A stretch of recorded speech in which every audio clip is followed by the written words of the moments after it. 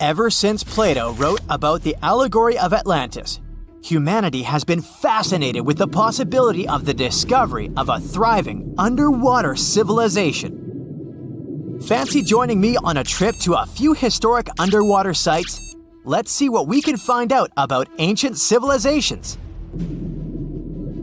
The first one on our list is what is being called the underwater Stonehenge. Scientists have recently discovered a mysterious pile of cairns that stretch for miles under the shimmering waters of Lake Constance at the borders of Switzerland, Germany, and Austria. Archaeologists began to explore the site back in 2015, and they haven't been able to understand yet what it was actually used for. What they do know is that there is a 12-mile line of 170 human-made stone cairns under Lake Constance. Scientists say this was most likely the result of a combined work of several villages. The cairn site was probably used for some collective purpose. The formations are huge. Some of them are several dozen feet wide. The most amazing discovery so far is that the site dates back to around 5,500 years ago. Now, what were we humans doing back then? We were living in the prime years of the so-called Stone Age. We were beginning to make artifacts from stone and use them to hunt and eat. Can you imagine what a knife and fork might have looked like back in those days? It's no coincidence that scientists call this site the underwater Stonehenge, though. Both sites are believed to have been built around the same period of time. You see, Stonehenge dates back to around 3100 BCE. Both sites carry the distinct characteristic of stone monuments built in a circle.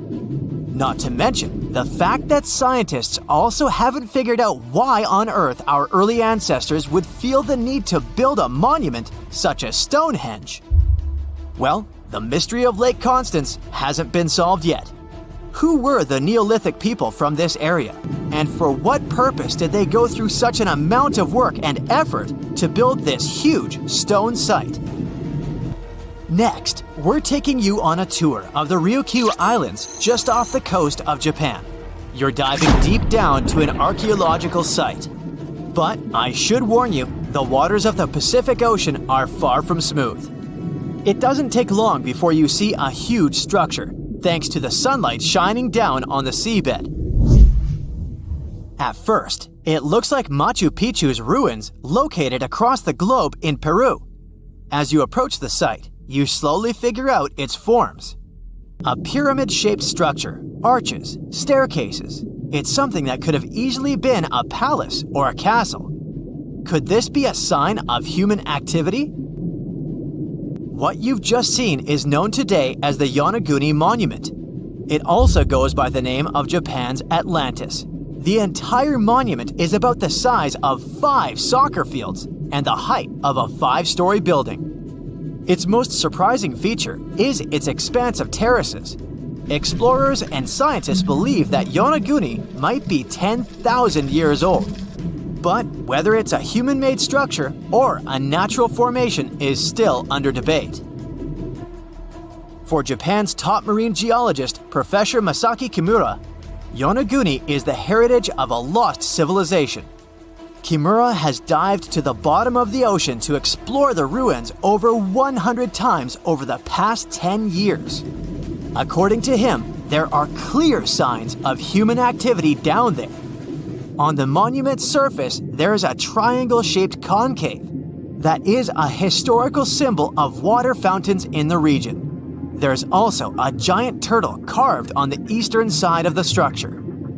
And, according to Kimura, turtles have an important cultural meaning. Several pieces of stone tools have been recovered from the site. Their estimated age is around 10,000 years. However, not all scientists support this theory. For many, Yonaguni is the result of thousands of years of erosion.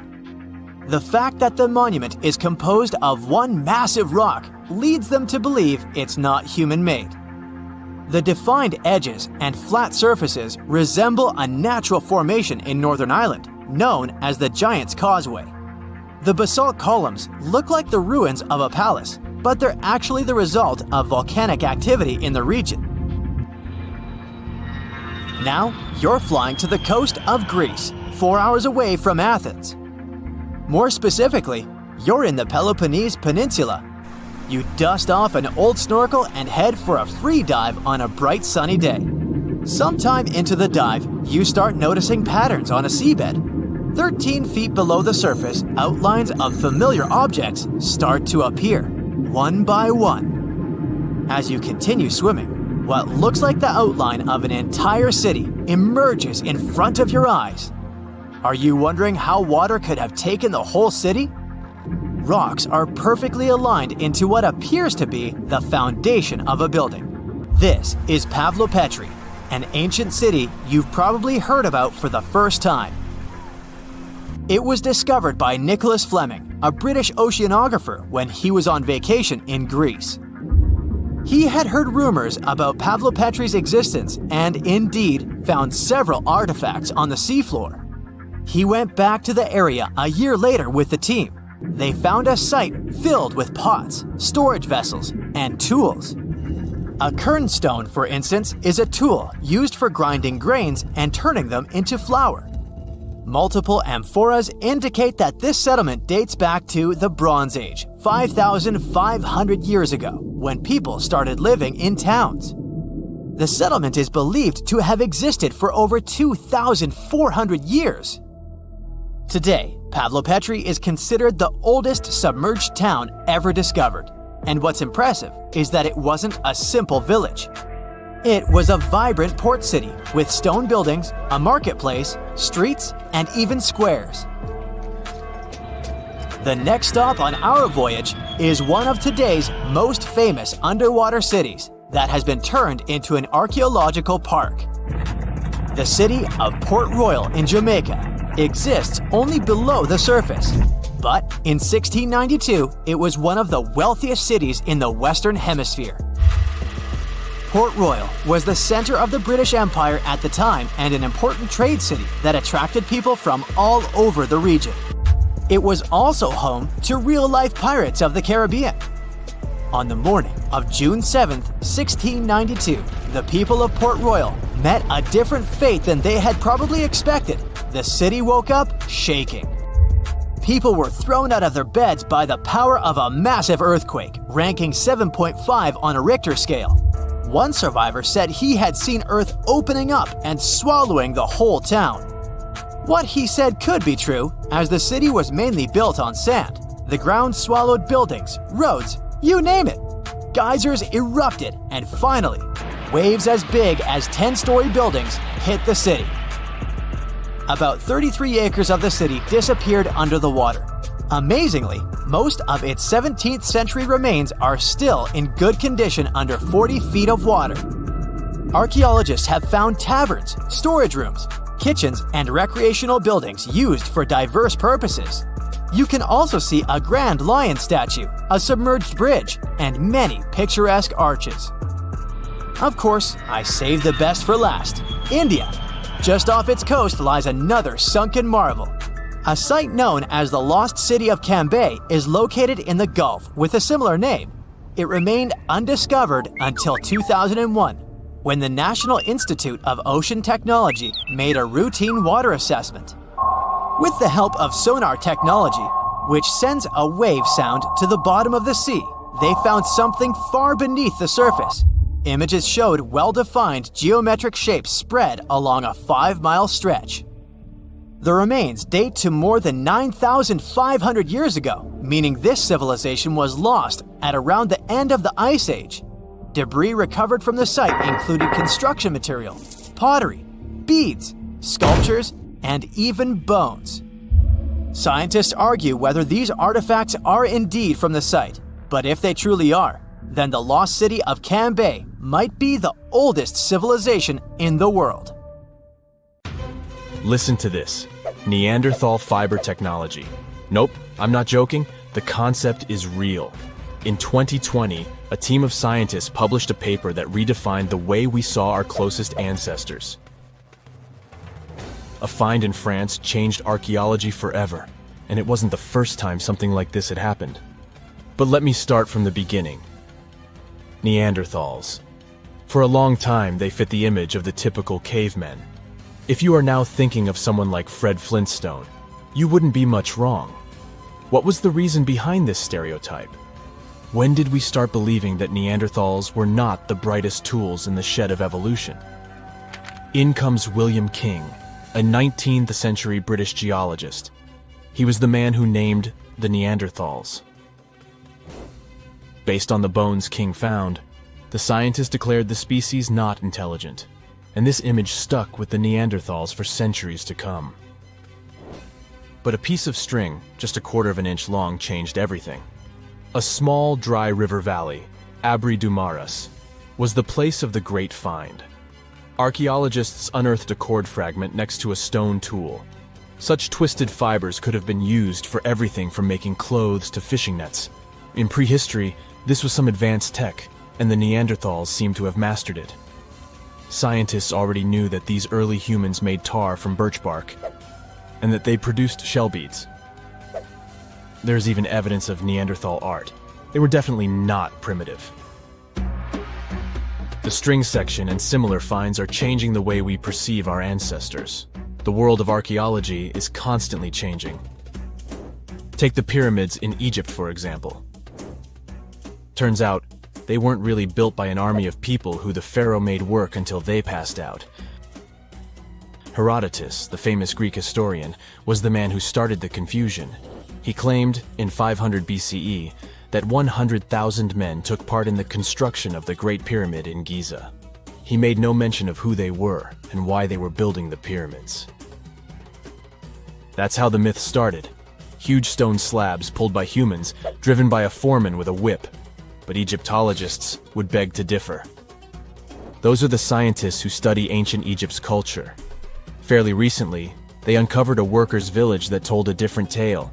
Yes, there was evidence of hard work on the workers' bones, but the construction industry is demanding even today. It took almost 6 years for 12,000 workers to complete the world's tallest building, Burj Khalifa. Back in Egypt, 3 times more workers finished the Great Pyramid in around 2 decades. An impressive feat of ancient engineering, wouldn't you agree? Superiors looked well after the Egyptians who built the pyramids. Their diet was rich in protein. They had medical care and they got paid properly. In fact, they lived better than the non-working population. And they lived with their families near the construction site. Archaeologists know all this because they unearthed bakeries and dormitories with bread jars and other goodies.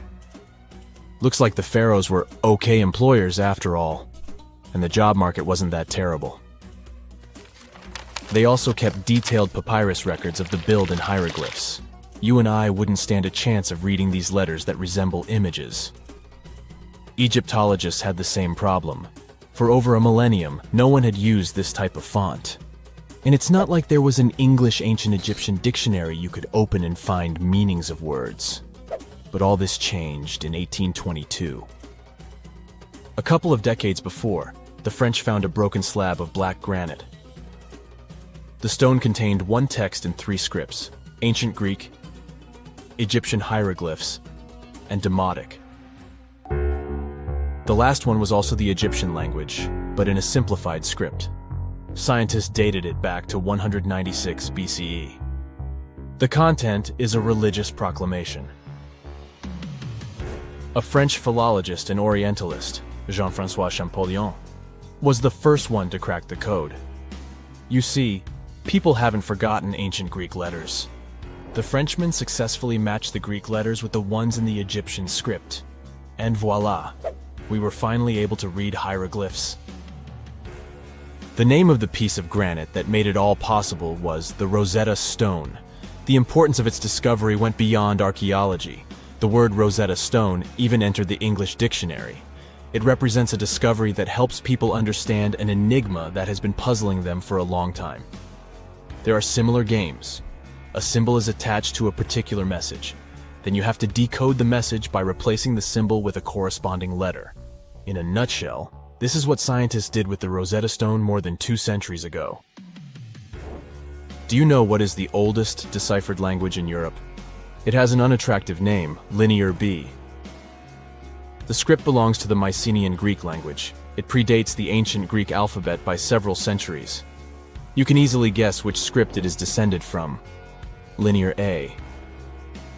The people from Crete used Linear B more than 1,000 years ago.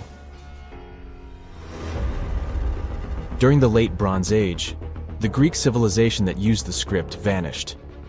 There was no one who could read Linear B, and more importantly, no one knew it existed in the first place. This was about to change during the first years of the 20th century. A British archaeologist by the name of Sir Arthur Evans excavated a vast palace complex at Knossos, Crete, Greece. This was the center of the Minoan culture that created the enigmatic script. The palace boasted some 1,300 rooms.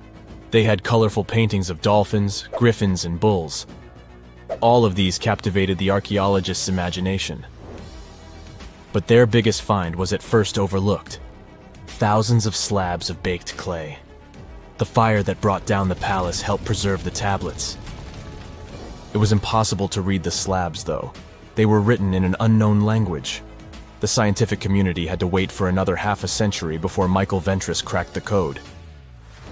He was an English architect and cryptographer. Ventris studied Greek and Latin. While attending the famous archaeologist's lecture, the young man decided to solve the puzzle of Linear B once and for all. He managed to do so in 1952. One of Ventris's most amazing discoveries was that the script was an archaic form of Greek. But cryptology still hasn't solved the code of Linear A. This writing system will remain a mystery until a motivated young person like Michael Ventris comes along. They wouldn't have to be a professional archaeologist. Basil Brown certainly wasn't. Yet in 1939 he discovered the richest early medieval tomb in Europe. This happened in Sutton Hoo in the southeast of England. This wasn't an ordinary tomb made out of stone. It was a full-size ship, 3 times as long as a London double-decker bus. And that's not all. Apart from its main purpose, the ship was full of riches. Deluxe hanging bowls, feasting vessels, gold and dress accessories, and luxurious textiles were just some of the treasures found. Archaeologists were also amazed by the silverware from distant Byzantium. You probably know this city as Istanbul, Turkey. Even in our age, it's several days' drive from Sutton Hoo. Just imagine how much time and money it cost to import a silver plate in the 7th century. That's when the ship went down, according to archaeologists. The English couldn't have done it. At that time, there was no England. The people living in the British Isles at the time were the Anglo-Saxons. Perhaps the ship from the grassy mounds in Suffolk belonged to one of their kings? We will never know. The local acidic soil did away with any possible evidence, or no one laid there in the first place. It could have been a cenotaph, which is a monument constructed to honor an important person. The archaeologists still don't have a definite answer. But what they have found at Sutton Hoo shed light on the Dark Ages. Before the discovery of the ship, they knew little about what had been going on in Britain after the Romans left. Now, the image of the early Anglo-Saxon society was much clearer. Perhaps the English soil will be the site of the next great breakthrough in archaeology. Throughout time, scientists have managed to uncover about 6,000 early human fossils, ranging from skulls to teeth. For some of these fossils, it was a breeze. Researchers could instantly identify them as belonging to, say, the Neanderthals. However, when it came to others, things got a bit trickier. Some fossils just didn't fit into any existing categories. So, what categories of prehistoric humans do we actually know about? Well, up until recently, we recognized 8 different species of early humans. One of these is Homo habilis, which means handyman. You'll recall that Homo is Latin for human. They resembled regular primates, but were pivotal in our evolution. They were the first to create stone tools, which significantly aided their daily activities, such as butchering. Next up, we have Homo rudolfensis. These guys were larger than Homo habilis and boasted bigger brains, but they were still quite distant from modern humans. For example, even though the neurological structure of their brains was becoming more complex, they were probably not capable of using any form of actual spoken language. Then came Homo erectus, the first to walk upright, followed by Homo antecessor, which is considered the last common ancestor of modern humans and Neanderthals, along with a host of other Homo species. Meanwhile, we're still piecing together the story of the enigmatic Denisovans. Our knowledge of Homo naledi is pretty limited too, since it was only discovered in 2013 and it is species number 8. Interestingly, Naledi means star in the Sotho language because they were found in a cave called Rising Star. Scientists were taken aback by them. Everything suggested they were around 2 million years old. But after closer examination and some tests, it turns out that the Naledi species is much younger, between 236 and 335,000 years old. Their hands were adapted to making tools, yet no tools have been found nearby. Long story short, they're a puzzling species, and there's still so much more to learn about them. So even though today we have only one human species on our planet, Homo sapiens, we continue to discover ancient species that are long gone. Now you might wonder why researchers study these extinct species. The truth is, they need this knowledge to piece together the intricate narrative of our prehistoric past. In 2024, a significant discovery emerged, the 9th human species, named Homo giluensis, which translates to large-headed. Researchers suggest that this species hunted wild horses, crafted stone tools, and processed animal hides to survive harsh winters. A researcher from the University of Hawaii noted that the discovery of this potential new species came about while his team was developing a novel method for classifying fossil evidence. Interestingly, one potential representative of Homo giluensis isn't entirely new to science. The Denisovans, first identified in 2010 through DNA analysis of a finger bone found in Siberia, have yet to be classified as a distinct species. Some scientists propose that they may actually belong to this newly identified group. These big-headed individuals could help shed light on the long-standing mysteries surrounding these hominin fossils, which have puzzled researchers due to their mixed characteristics of Homo erectus and Homo sapiens. You see, sometimes it's tough to call a spade when you don't even know what a spade looks like. You get the idea? Many unsolved mysteries linger, simply because scientists haven't had this crucial big-headed piece of the puzzle. So theoretically, we modern humans could also be considered a bit of Homo giluensis. You don't believe me? Well, watch this. We need to consider two key facts for this equation. First, there are the Denisovans, a group we might refer to as Homo giluensis from a scientific perspective. Yeah, this is just a theory proposed by some researchers, but let's roll with it for now and pretend it's a fact. Second, it's important to know that the Denisovans interbred with the ancestors of modern-day Melanesians. These folks inhabit areas ranging from New Guinea to the Fiji Islands and carry between 4 and 6% Denisovan DNA. Now, you might not personally have those genes, unless you've been tested, of course, but the key takeaway here is that there are modern humans today who share genetic links with the Denisovans, or Homo giluensis, or big heads if you prefer. Now, that all sounds pretty plausible. Let's unpack step by step how it happened.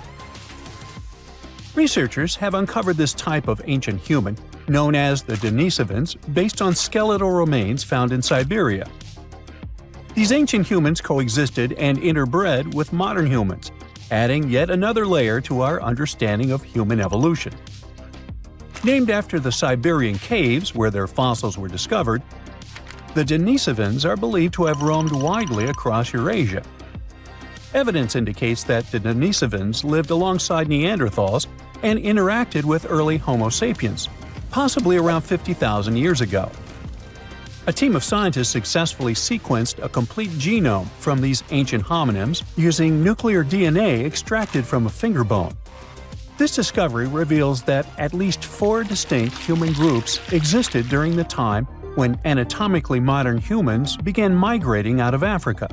Alongside modern humans and Neanderthals, we now have to consider the Denisovans and another small human species from Indonesia, often referred to as the Hobbit, when discussing our evolutionary history. One intriguing question that arises is why Denisovan genes are predominantly found in modern Melanesians, yet absent from other Eurasian populations. Remember that 4 to 6%? One hypothesis suggests that interactions between the Denisovans and early modern humans were limited and brief, especially as humans migrated throughout Southeast Asia into Melanesia. Scientists speculate that only a small number of the Denisovans may have interbred with a larger group of modern humans. This could explain how the Denisovan genes made their way into the gene pool despite the likelihood of infrequent encounters. Anyway, the more scientists dig into our past, the more fascinating things they uncover about our ancestors. Take Neanderthals, for example. Did you know these guys were responsible for creating the very first piece of art ever? I had no idea. But a 2018 study of ancient cave art in Spain revealed what are now considered the oldest known artistic creations. We used to think Neanderthals lacked the cognitive skills needed for art, but it turns out they were actual art pioneers. Not only did they create art, but they also seem to have invented hashtags thousands of years before Chris Messina did it in 2007. Right, I'm kidding, but you'll soon get why I mention hashtags. The artworks found in several caves in Spain include simple hand stencils, a ladder-like drawing, and various other markings. Until recently, these prehistoric pieces were believed to have been made by early humans. But new testing methods suggest they're much older than we thought. Above all, the earliest recognized Neanderthal artwork, which looks like a hashtag, was discovered in Gibraltar back in 2014. To determine the age of these artworks, scientists employed advanced dating techniques using eHarmony and Match.com. Oops, wait a minute, wrong dating techniques. They actually used uranium and thorium radioisotopes instead of the traditional carbon dating. Once the necessary tests were completed, they confirmed the art was approximately 65,000 years old, 15,000 years older than the previously oldest known art from Indonesia. At that time, the only species around were Neanderthals, so it's safe to say they were behind these creations. Modern humans didn't arrive in Spain until about 20,000 years later. Hey, it was a long commute. That rules them out as the hashtag creators. The hand stencil was likely created intentionally, with the artist preparing the pigment and applying it over their hand. Plus, the caves also contain a collection of painted seashells that are an astonishing 115,000 years old. Some of these shells have been drilled, suggesting they might have been used as jewelry. Some specialists argue that the fact Neanderthals created art hints that they might have also had some form of spoken language. So maybe it's time we fully embrace Neanderthals as part of our lineage. They're humans too, just a different branch of our family tree. While these findings are intriguing, some experts remain skeptical about the new dating methods, claiming they're not entirely convinced. Hey, what do you think? Share your thoughts in the comments. Tunnels, metro, underground systems, and even secret passageways to the houses of the rich and famous. Why else do we need tunnels, you may wonder? To hide. Many cities have underground tunnels and even underground doppelgangers. Now let's make it clear. Those passages are normally not connected, contrary to the popular rumor claiming that it was possible to get from Scotland to Turkey using underground passageways built around 5,000 years ago. I mean, it sounds insane even today. Imagine building it back in the day. These tunnels have an official name, the Erdstall Tunnels, and they were most likely built in the Middle Ages. However, we still don't have the exact information about the date. The highest concentration of those tunnels are in Bavaria, Germany, but there are many of them in Great Britain and France too. Erdstall tunnels, a unique type of earthen passage found globally, are characterized by their narrow, oval-shaped corridors and tight choke points, known as schlups, or slip-outs. Despite speculation, their purpose remains a mystery. However, some of those tunnels have fireplaces and even vents, which might mean those were used primarily for shelter.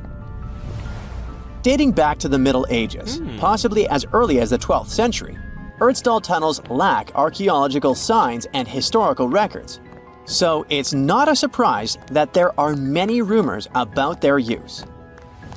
Some scientists are sure those were storage spaces, though their narrowness makes this impractical. Another idea is that they provided hiding spots for farmers during tribal raids. However, their single entry point raises doubts about their effectiveness in evading threats. Now, if you're feeling like Indiana Jones and want to venture into those tunnels, you're in luck. A few structures, like the Erdstall Radkobluken in Austria, welcome visitors to explore these enigmatic structures. Most of them are closed to the public eye, though. The origins of Erdstall tunnels remain largely unknown, just like their real functions. And if you think, hey, it's the 21st century here, we can study pretty much everything, well, you're wrong. What makes these tunnels hard to study are the tight confines. Traditional surveying methods often prove inadequate in such spaces. To solve this problem, scientists use a handheld device that integrates an RGB camera, a gyroscope, and high-resolution depth sensors, allowing them to capture intricate details of the tunnels. They also use modern techniques like 3D surveying in hopes of uncovering the true origins and purposes of those tunnels. One hypothesis even suggests they may have been poorly conceived dwellings, abandoned when their inadequacies became apparent. Still, not everyone quite agrees with this idea. Other theories suggest they served spiritual purposes, while the most intriguing idea speculates that those tunnels may be remnants of extraterrestrial civilizations. Experts believe they may have been used for practical matters, such as granaries or hiding spots from looters. As we don't have exact info on who built it and when, it may be pretty much anyone, even a sloth. Nope, I'm not a lunatic. Sloths can build giant tunnels. Check this out. In 2009, a farmer in southern Brazil was driving his tractor through a cornfield when it suddenly sank into the ground. He quickly discovered he had broken through the top of an underground tunnel.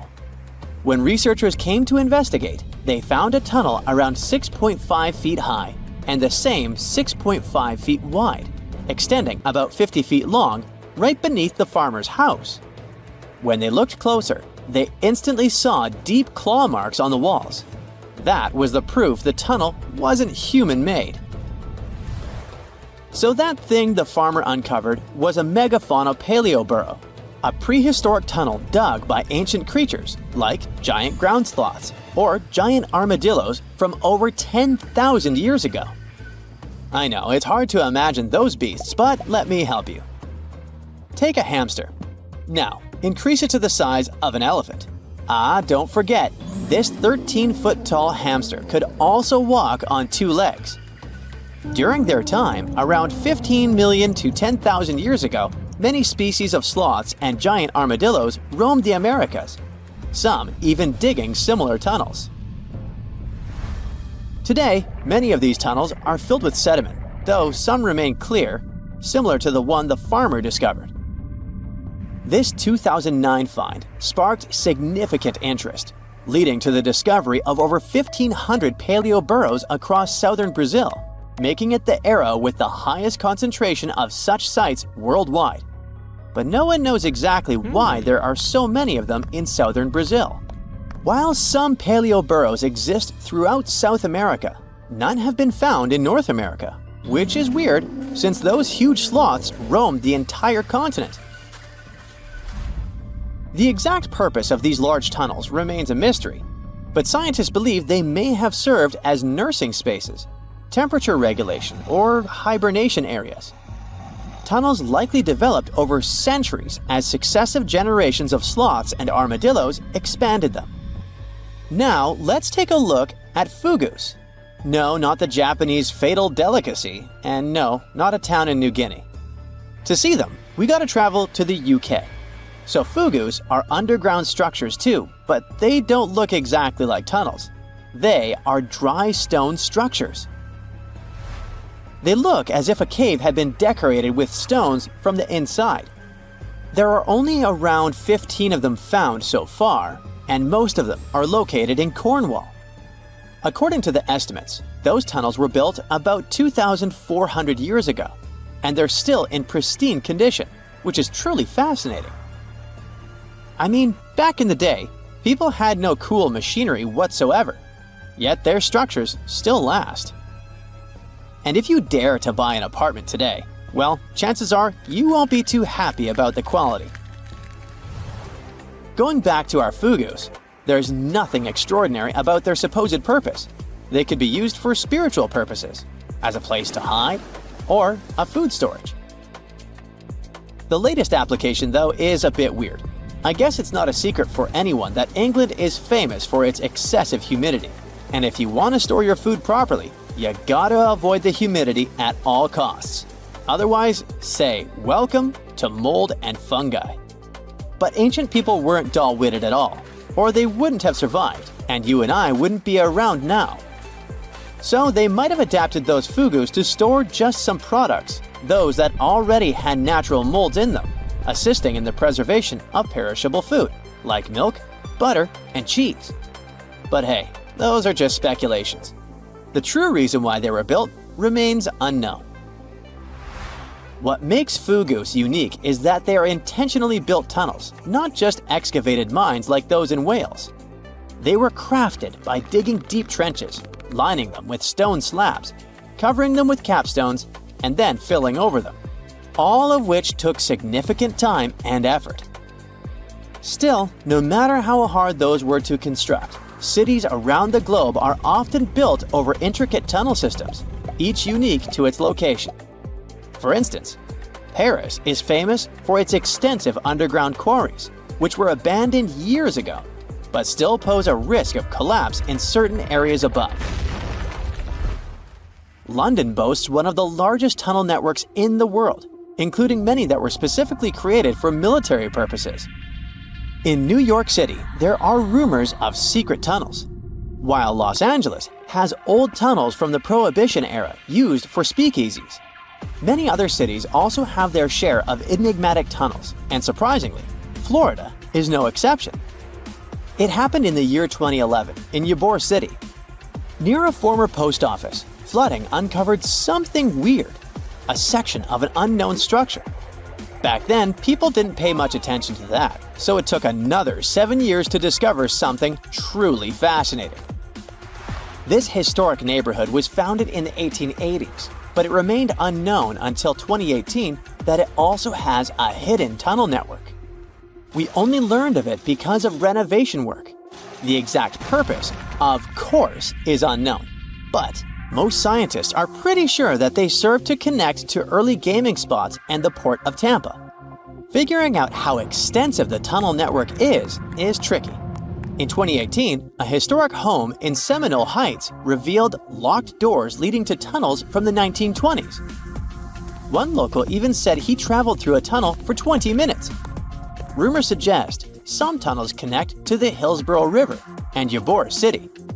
Research is ongoing, but no new info has emerged yet. Imagine you've booked a tour through the jungles of Costa Rica. All of a sudden, you stumble upon a huge stone sphere, nearly the length of a king-sized bed in diameter. How on earth did it end up there? And what does it symbolize? You immediately ask your guide. He's not as amazed as you are, and tells you that there are actually several hundreds of them scattered across the south of the country. The mysterious stone spheres don't have an official name. The locals simply call them las bolas, which means balls in Spanish, while historians refer to them as dequispheres, after the culture that produced them. Scientists have studied the sediment layers of the Earth around them and estimate that the earliest were made around the year 600 CE, and the newest ones date to the year 1000 CE. Many of the spheres were relocated after their initial discovery, and that's why archaeologists can't date them precisely. The Dequis culture completely disappeared shortly after they were discovered by the Spanish in the 16th century. Unlike the Mayas and the Aztecs, the myths or legends of these peoples didn't survive, so they cannot explain the existence of the mysterious orbs. More than 300 of these objects have been discovered so far, with some being smaller than 1 inch in diameter, and the largest measures 6.6 feet in diameter, standing taller than most humans. Although there are ones made from limestone, most spheres were carved out of a coarse version of basalt, a type of rock that forms when lava cools rapidly. Some orbs weigh up to 15 tons, and in most cases, their surface is smooth to the touch, although there are coarse, mostly unfinished pieces. If we throw away the theory that river erosion naturally sculpted the spheres, the ancient people seem to have created them by hammering boulders with other rocks. Once they got the rough shape they were aiming for, they would polish the rock to perfection, using techniques such as controlled fracture and grinding. The mysterious spheres are located in the Dequiz Delta, on the coast of the Pacific Ocean. Most of them can be found in a place called Farm 6, which, alongside 3 other sites, was proclaimed a UNESCO World Heritage Site in 2014. The area contains other finds from the pre-Columbian era, such as paved areas, burial sites, and mounds. For centuries, the stone balls were hidden under a thick layer of sediment that protected them against the elements and looters until they were unearthed during the 1930s. The company that owned the land was clearing the rainforest for banana plantations when they stumbled upon these unusual stone constructions. Some were damaged by bulldozers, and some by workers trying to pry them open, as they believed there was gold hidden inside. It took a while before the authorities intervened to stop further damage to the finds. Doris Stone, the daughter of an executive of the company that owned the land, was the first to study the spheres. In 1943, she published an article in a leading American archaeological journal, turning the world's attention to the orbs. Expeditions soon followed, and archaeologists were immediately able to determine that the stone formations were human-made, probably created by the ancient indigenous population of Costa Rica. To this day, no one has been able to fully explain their function in a scientific way. It means there's still room for some wild theories about the sphere's origins and true purpose. The most popular theory in the scientific community is that the stone spheres served as decorations and status symbols, as many of them were found near the houses of chieftains. Local tribal leaders were also laid to rest with some of the smaller balls, so these stone formations were definitely associated with power in some way. Chiseling a boulder to perfection involved a lot of labor and planning, and only powerful individuals could afford it at the time. The other popular theory is that the boulders were used for astronomical observations. Individual spheres represented stars or planets, like a primitive map of the night sky. Since they were perfectly round, it was easy to roll them around. Before the jungle engulfed them, the area where they were found was a flat alluvial plain, ideal for rolling large boulders around.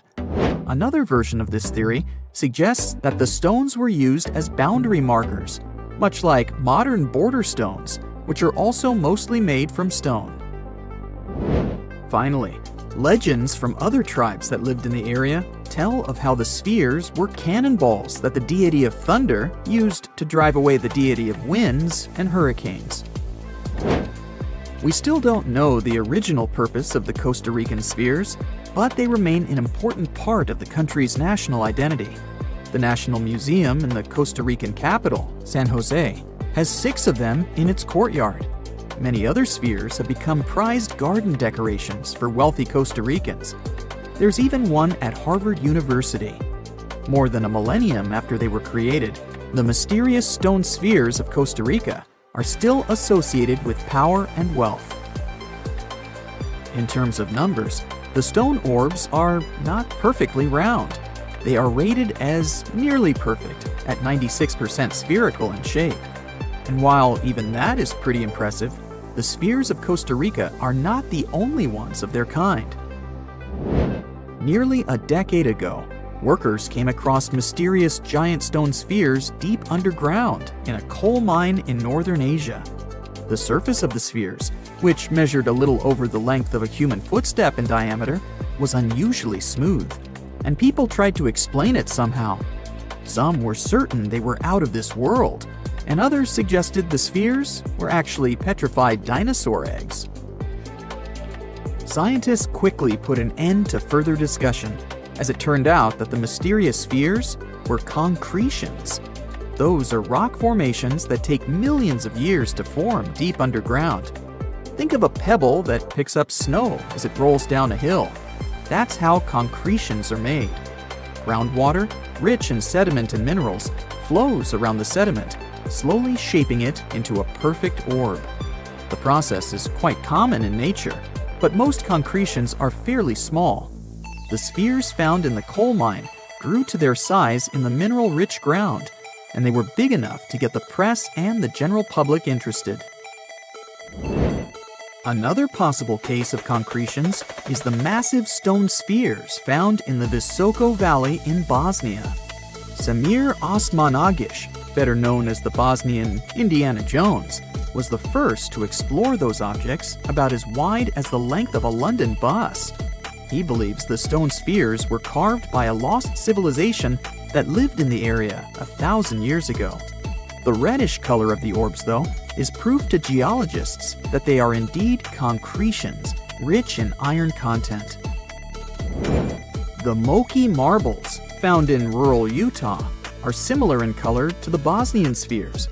These tiny concretions are the size of toy marbles and consist of a sandstone core and a shell made out of hematite, an iron ore.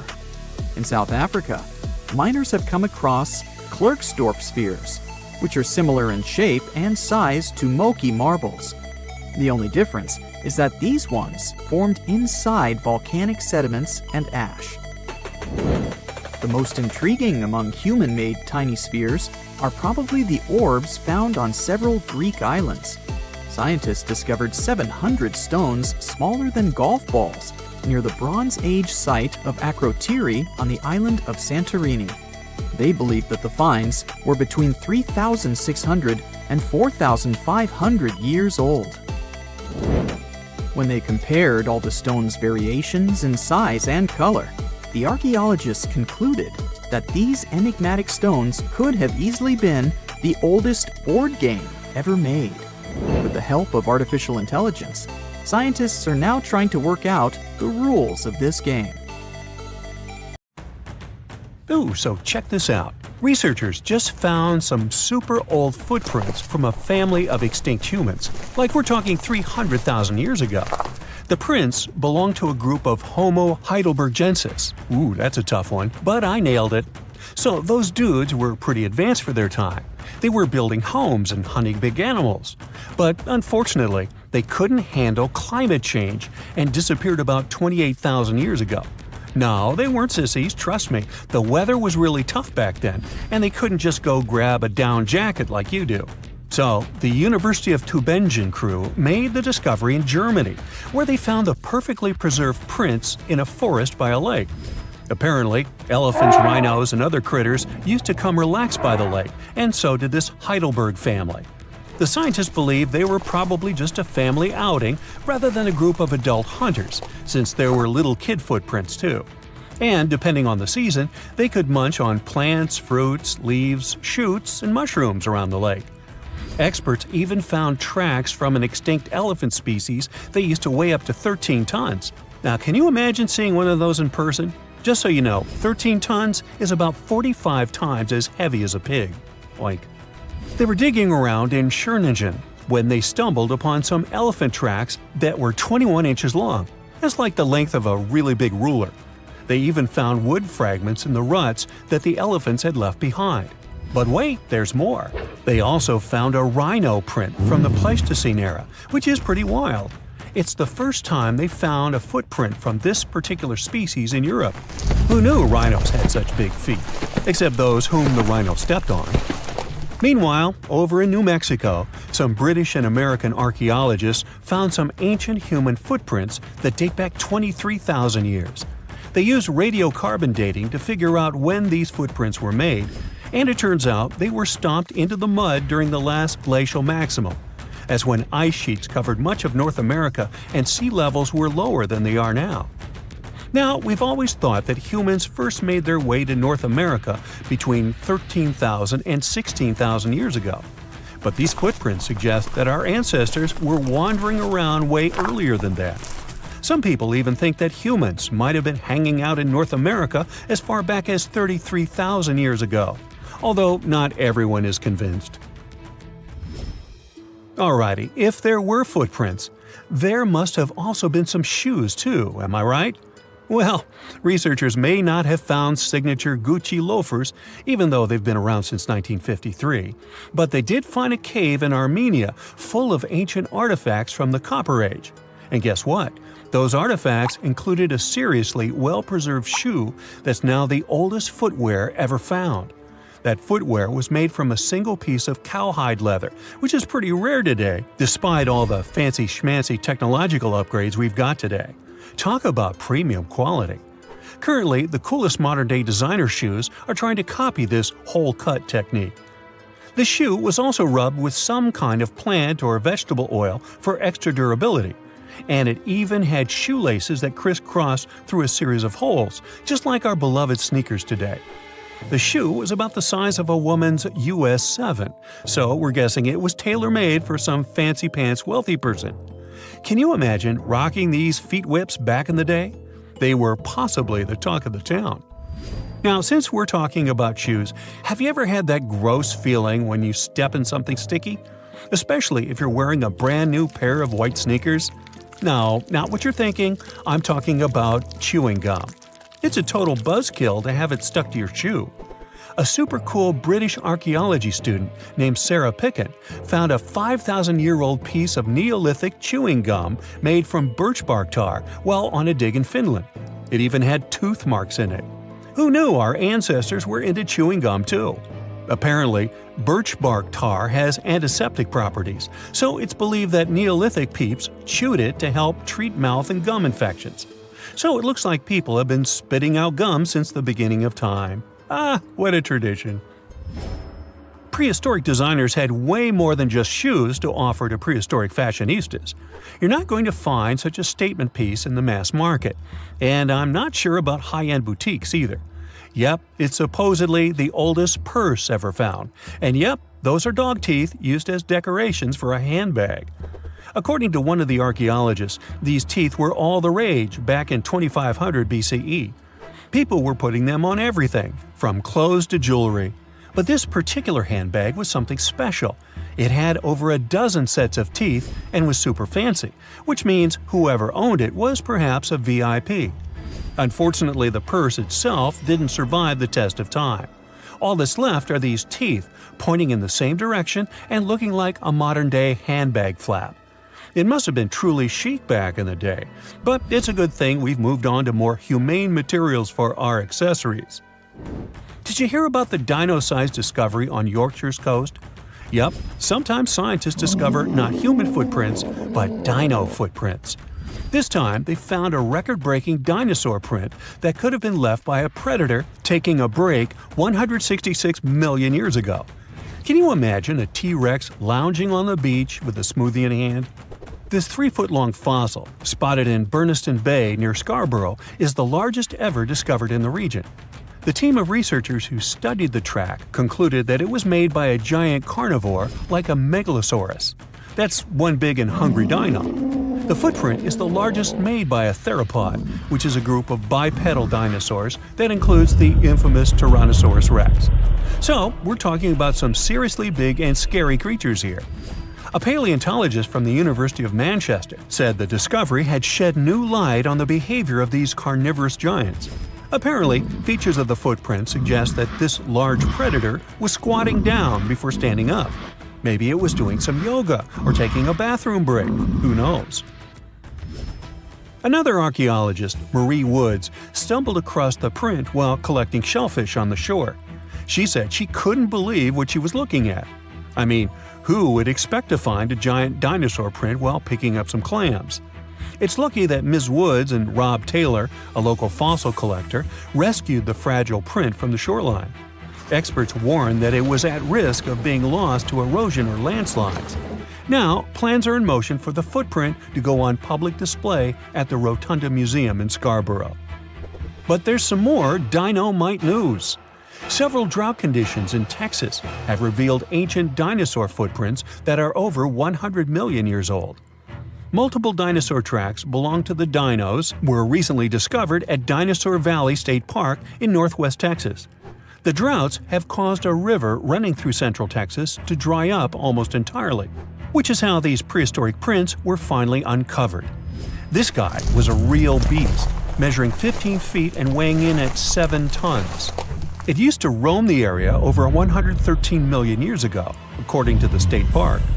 About 60 prints from this dino have been revealed due to the drought, with an estimated 140 tracks from the dinosaur in total. But that's not all. Prints from Sauroposeidon were also discovered. This creature was a massive 66 feet long and weighed about 48 tons when fully matured.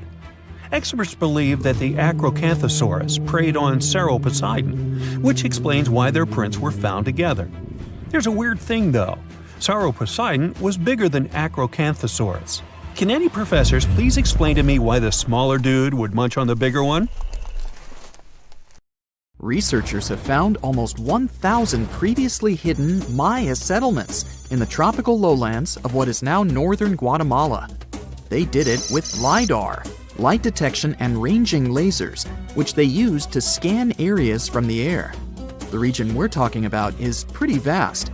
All those structures and buildings they saw over there stretch across about 650 square miles.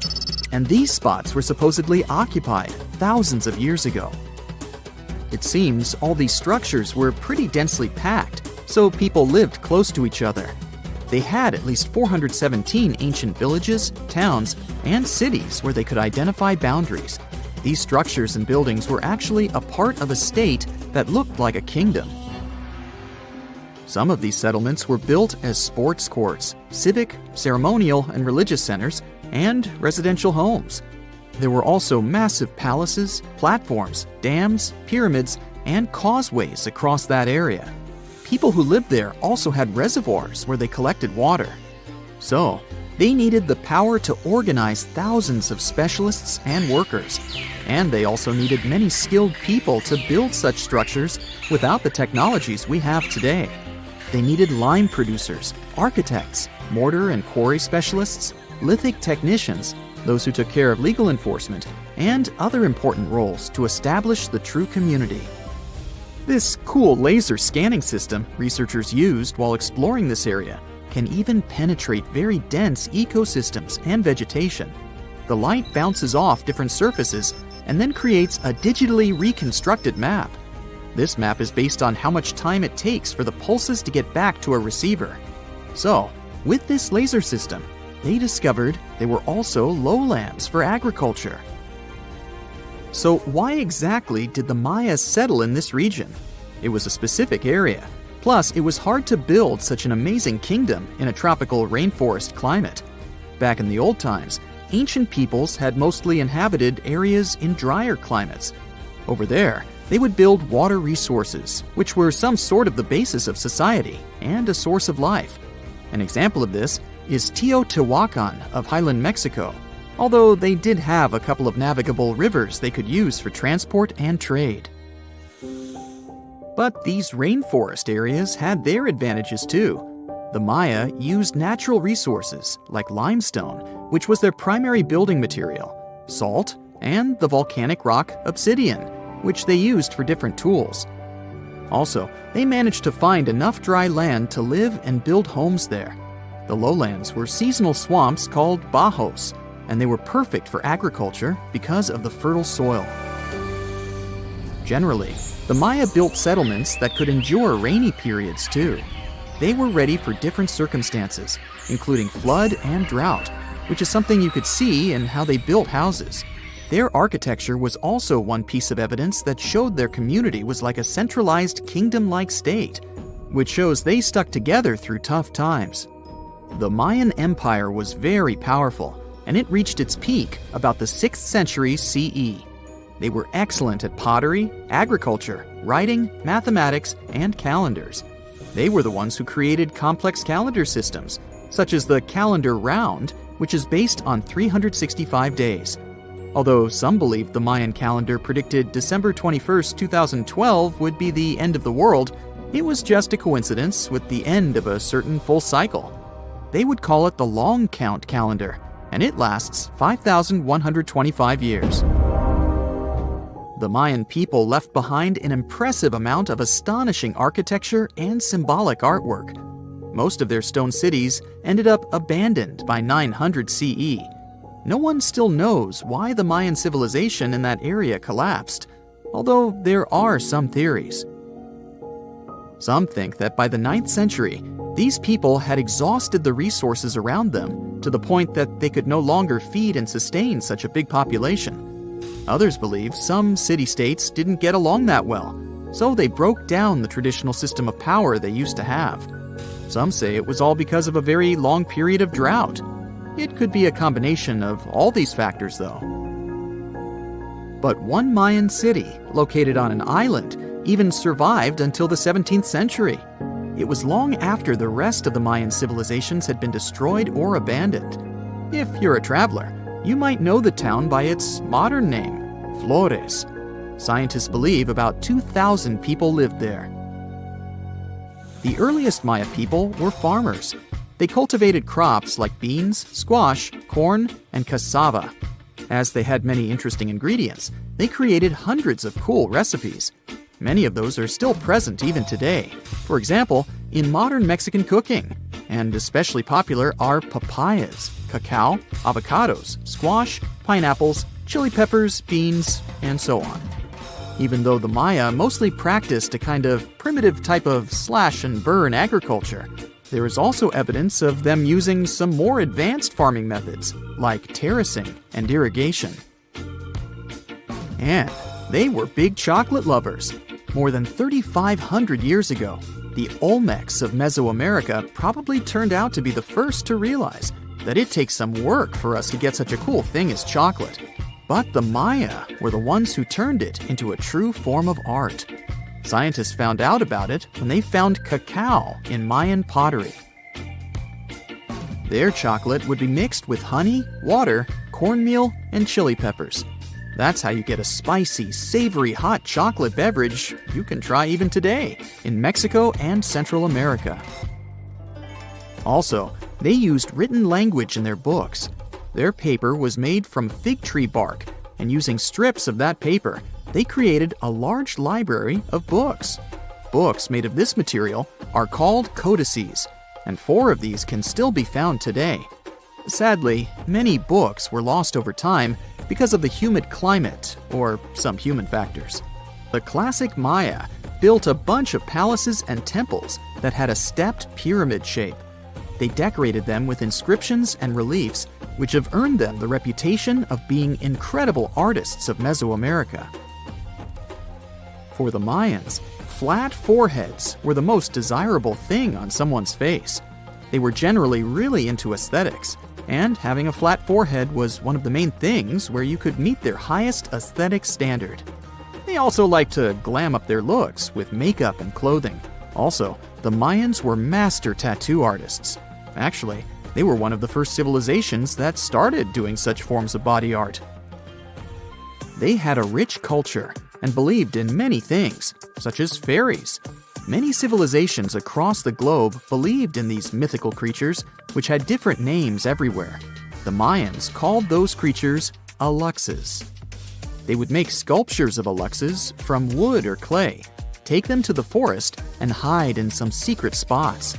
The Maya believed these sculptures would come to life during the night and take the role of guardians of their land, animals, and crops. The Maya believed caves were entrances that led to the underworld. You can even visit some of these caves if you like. For example, you can explore the jungles of Quintana Roo and Yucatan near Cancun. There are many spots where researchers found artifacts the Mayans had left behind. They were one of the first cultures that learned how to use rubber latex and make, for example, rubber balls for the many interesting games they had. They used natural latex and then probably mixed it with some other natural substances. That's how they came up with the bouncy balls they played with. They also built cool steam baths. The Maya had structures made from stone that looked like something we know today as bathtubs. Plus, they were building heated stone structures we know as sweat houses. Researchers found these in El Salvador and Guatemala, and they were previously hidden under volcanic ash. Recently, scientists made an astonishing discovery that might solve Stonehenge's mystery.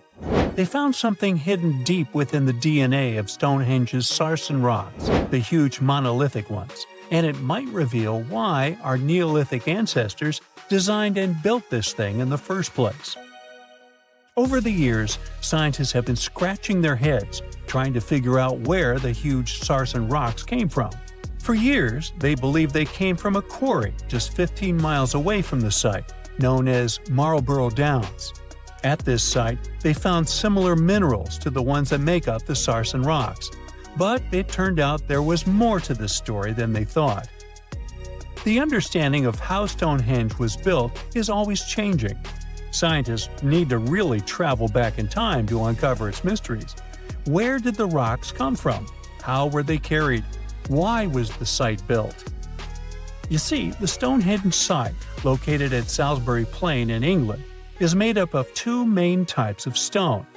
There are the super heavy sarsens and the lighter and smaller bluestones. The sarsens each weigh about 25 tons.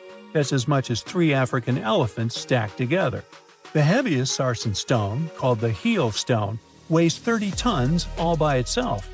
Together, the sarsens make that iconic outer ring circle. Inside that circle, that's where you'll find the bluestones. The naming might seem a bit misleading since they're not really blue. They have a bluish tinge to them when they are freshly broken, hence the name.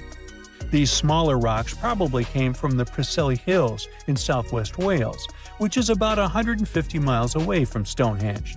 They're a bit lighter than the sarsens, but still pretty heavy. The altar stone, which is classified as a bluestone, is the heaviest one, weighing around 6 tons. Its original location still isn't known for sure. To figure out where a rock came from, scientists first have to study their composition. This is like checking the rock's DNA. Then they cross-reference the structure of the rock with minerals in the soil to see if it's a match. Most of the sarsens we see around southern England are actually made of a type of sandstone known as silcrete. Think of silcrete as sand that's been hardened by underground water processes over millions of years. This process mostly happened during a period called the Paleogene, about 65 to 23 million years ago. These sarsen rocks didn't form in one big slab, but in patches, like nature leaving little rock gardens all over the place. Scientists reason the sarsens spread out randomly, forming in isolated pockets. Over time, many were buried under layers of clay and chalk, which helped preserve them. When ancient builders were on the lookout for materials, these sarsens must have looked perfect for something impressive like Stonehenge. Actually, sarsens have been used in everything, from Roman villas to medieval churches, and even in things like road curbs and old field walls. One could say these rocks were the it material for ancient builders, and continue to be popular even into more modern times. This fact made scientists start wondering that maybe not all sarsen stones that were used to build Stonehenge came from the same place. They've identified sarsen sites all over the UK, in places such as Oxfordshire and Kent. After hundreds of years of studying the sarsens, geologists finally had the right type of technology to determine the origin of the stones. Now, I wish I could tell you that it was some undisclosed location very far away from the site. But, as it turned out, the sarsens were originally from Westwoods, the forest near Stonehenge. A new factor came into play when excavations uncovered empty stone holes, showing that at least 6 bluestone pillars were removed from a Preseli Hills site called Wan Main in prehistory. They had a stone circle over there, and it's believed that some of Stonehenge's rocks were recycled rocks from this more ancient circle. If this is true, it might be that Stonehenge is part of a much larger landscape of ancient sites. If this is the case, then Stonehenge is just the cherry on top of a much larger scale project. Think of it as the sacred centerpiece of an entire landscape of monuments, mounds, stone circles, and things. This is why scientists want to find out where the rocks came from so badly. It could lead to why and how Stonehenge was built. Now, Stonehenge didn't just pop up overnight. It was built in several stages over hundreds of years. It's likely that it wasn't a single unified vision, but more like a big community project that evolved over time. With each generation, the builders brought in their own ideas, creating a stone structure that would last for ages. The first stage was around 3100 BCE. That's when people dug out a circular ditch and likely set up some bluestones as sort of a starter ring. Later, they added the Sarsens and even topped some of them with horizontal stones to form those famous arches you see today, also known as the trilithons. These ancient builders had some challenges on their hands. How would they move the rocks? There's an old theory known as the ice road that suggests that the rocks were moved by natural icy pathways that formed during the winter. This way, they could slide the rocks down all the way to Stonehenge. But hey, if we're talking about a distance of over 100 miles, that's not too realistic. Anyways, this theory was debunked because it was warmer back then than it is today. There's also the river theory, which suggests that the rocks were floated along the river from the quarry to the site. But if we're talking about Sarsen rocks, they're too heavy to float. So there goes that theory. What we're saying is, no one knows how the rocks were moved. Another interesting science tidbit came from all the research done in Stonehenge. A recent laser survey of the stones revealed the different stone working methods used, and has shown that some of the parts of the monument were more carefully finished than others.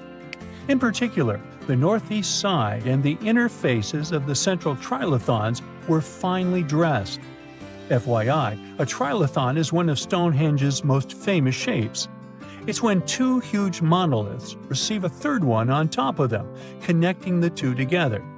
This fancy word is simply Greek for having three stones. But anyways, the bigger question, and the reason Stonehenge is so famous, is why it was built in the first place. Theories are all over the place, and some sound like they're straight out of a sci-fi show.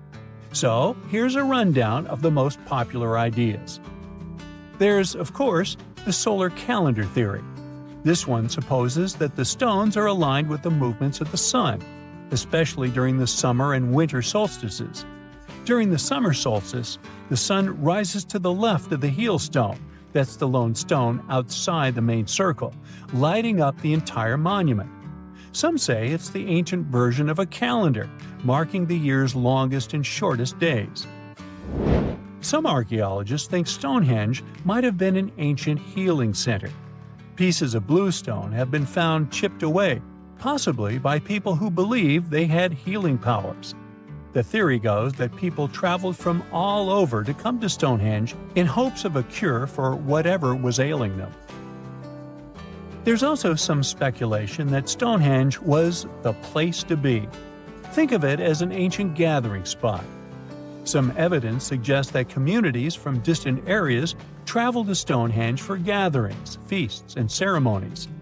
Studies of bones found near the site show they came from all over Britain, making it a sort of prehistoric meetup location. In 1850, French scientist Auguste Mariette went to Egypt looking for manuscripts, but accidentally found a head of a sphinx sticking out of the dunes. He cleared the sand and figured out the sphinx was guiding the entrance to some underground construction. Several months later, he finally entered the Serapeum of Saqqara. Inside, he found an enormous granite sarcophagi with remnants of 64 bulls. Scientists are still amazed by the tech that the ancient Egyptians used to transport those enormous boxes. The Serapeum was built around the year 3000 before the Common Era. It was an underground tomb built to honor the sacred Apis bulls of ancient Egypt. It had a long hallway, almost 500 feet long, with giant stone rooms on both sides. Some of the sarcophagi weighed as much as 50 average cars, and all of them were made with super precision with exact 90-degree angles. These sarcophagi were beautifully decorated with hieroglyphs and carvings that told stories about the lives and importance of the Apis bulls. Now, there are 24 sarcophagi left. In ancient Egypt, Apis bulls were very special animals connected to the deity Ptah. They thought the bulls carried Ptah's spirit and wisdom, helped the pharaoh, and protected the Egyptians. Priests looked for special markings on young bulls to find Apis bulls. It could be a white triangle on its forehead, which symbolized divine light, a shape on its back like a vulture's wing, and a scarab shape under its tongue, which stood for rebirth. If a bull had these signs, they believed it was chosen by Ptah and treated it like royalty. The chosen bulls lived in a special temple in Memphis, the city where they worshipped Ptah. They received the best care and offerings from visitors who wanted their blessings. When an Apis bull passed away, it was treated with great honor and mummified. When Mariette entered the Serapeum, he noticed traces of rollers on the gallery's floor and found 2 wooden horizontal winches. Each had 8 levers. Later, other explorers saw double rails. The burial chambers were lower than the hallway floor. To get the boxes into place, workers filled the chambers with sand so the sarcophagi could be rolled in straight. Then they slowly removed the sand to gently lower the boxes into perfectly cut spaces in the bedrock. A carved stone sign found in the Serapeum said it took 28 days to move just one sarcophagus and its lid into its spot during the time of Ptolemy II. The extreme precision of the sarcophagi with 90-degree angles also has an explanation. Ancient Egyptians wrote texts, or rather, papyrus, on geometry a long time ago. It shows that they knew the approximate number pi and could calculate the volume of a pyramid with its top cut off. If they could figure out complicated math like that back then, it makes sense that they could also carve perfectly flat surfaces 500 years later. All this sounds pretty legit, but some people think certain things don't add up here. The size of boxes is way larger than the size of bulls, yet they buried pharaohs in tiny coffins that barely fit their bodies. The sarcophagi are made out of granite with crazy precision, and they could have just used limestone, which would have made things way easier. The transportation of the boxes seems pretty simple, but only in theory.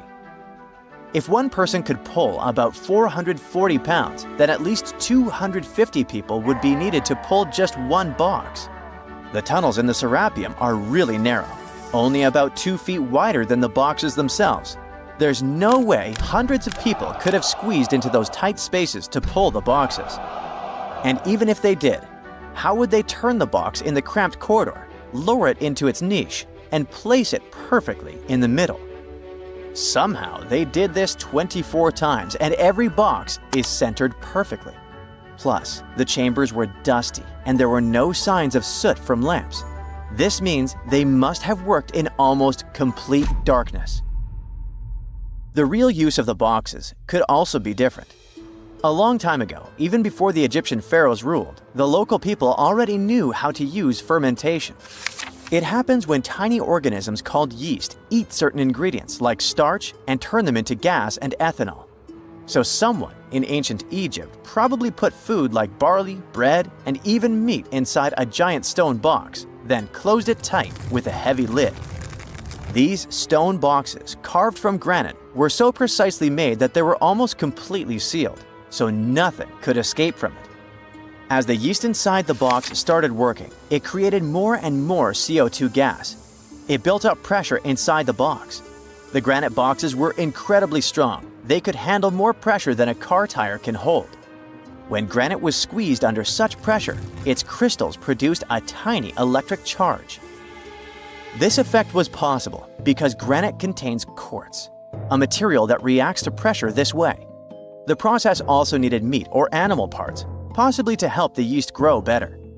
Meat contains something called oleic acid, which yeast needs to keep growing and to survive the bad effects of the ethanol it produces. As the pressure inside the box kept growing, The combination of gases and electricity made these boxes not just ancient fridges, but powerful energy systems. Over time, the pressure inside got so strong that it could push the lid open and the gas would escape with a pop. But when people rediscovered the Serapeum in 1850, they found old drawings that showed piles of stones stacked on top of some of the box lids. So, someone long ago probably tried to make the lids even heavier by adding extra weight to make it harder for the gas pressure to push them open. This extra weight also meant the quartz crystals in the granite could keep creating more electricity under all that pressure. If someone opened one of these stone boxes thousands of years later, they would only find bones from bulls that were placed in the box. And that's exactly what Mariette discovered in the 1850s. They opened the Serapeum for visitors soon after the first excavations in the second half of the 19th century. Prince of Wales even had a luncheon with his guests in one of the sarcophagi. Sands and earthquakes made the site inaccessible for a while, but now you can visit it again and try to solve the mystery yourself. With new tech, we could have answers to many other historical mysteries soon. A team of scientists at Chicago's Field Museum of Natural History recently used a special CT scanner to learn more about ancient Egyptian mummies without unwrapping them.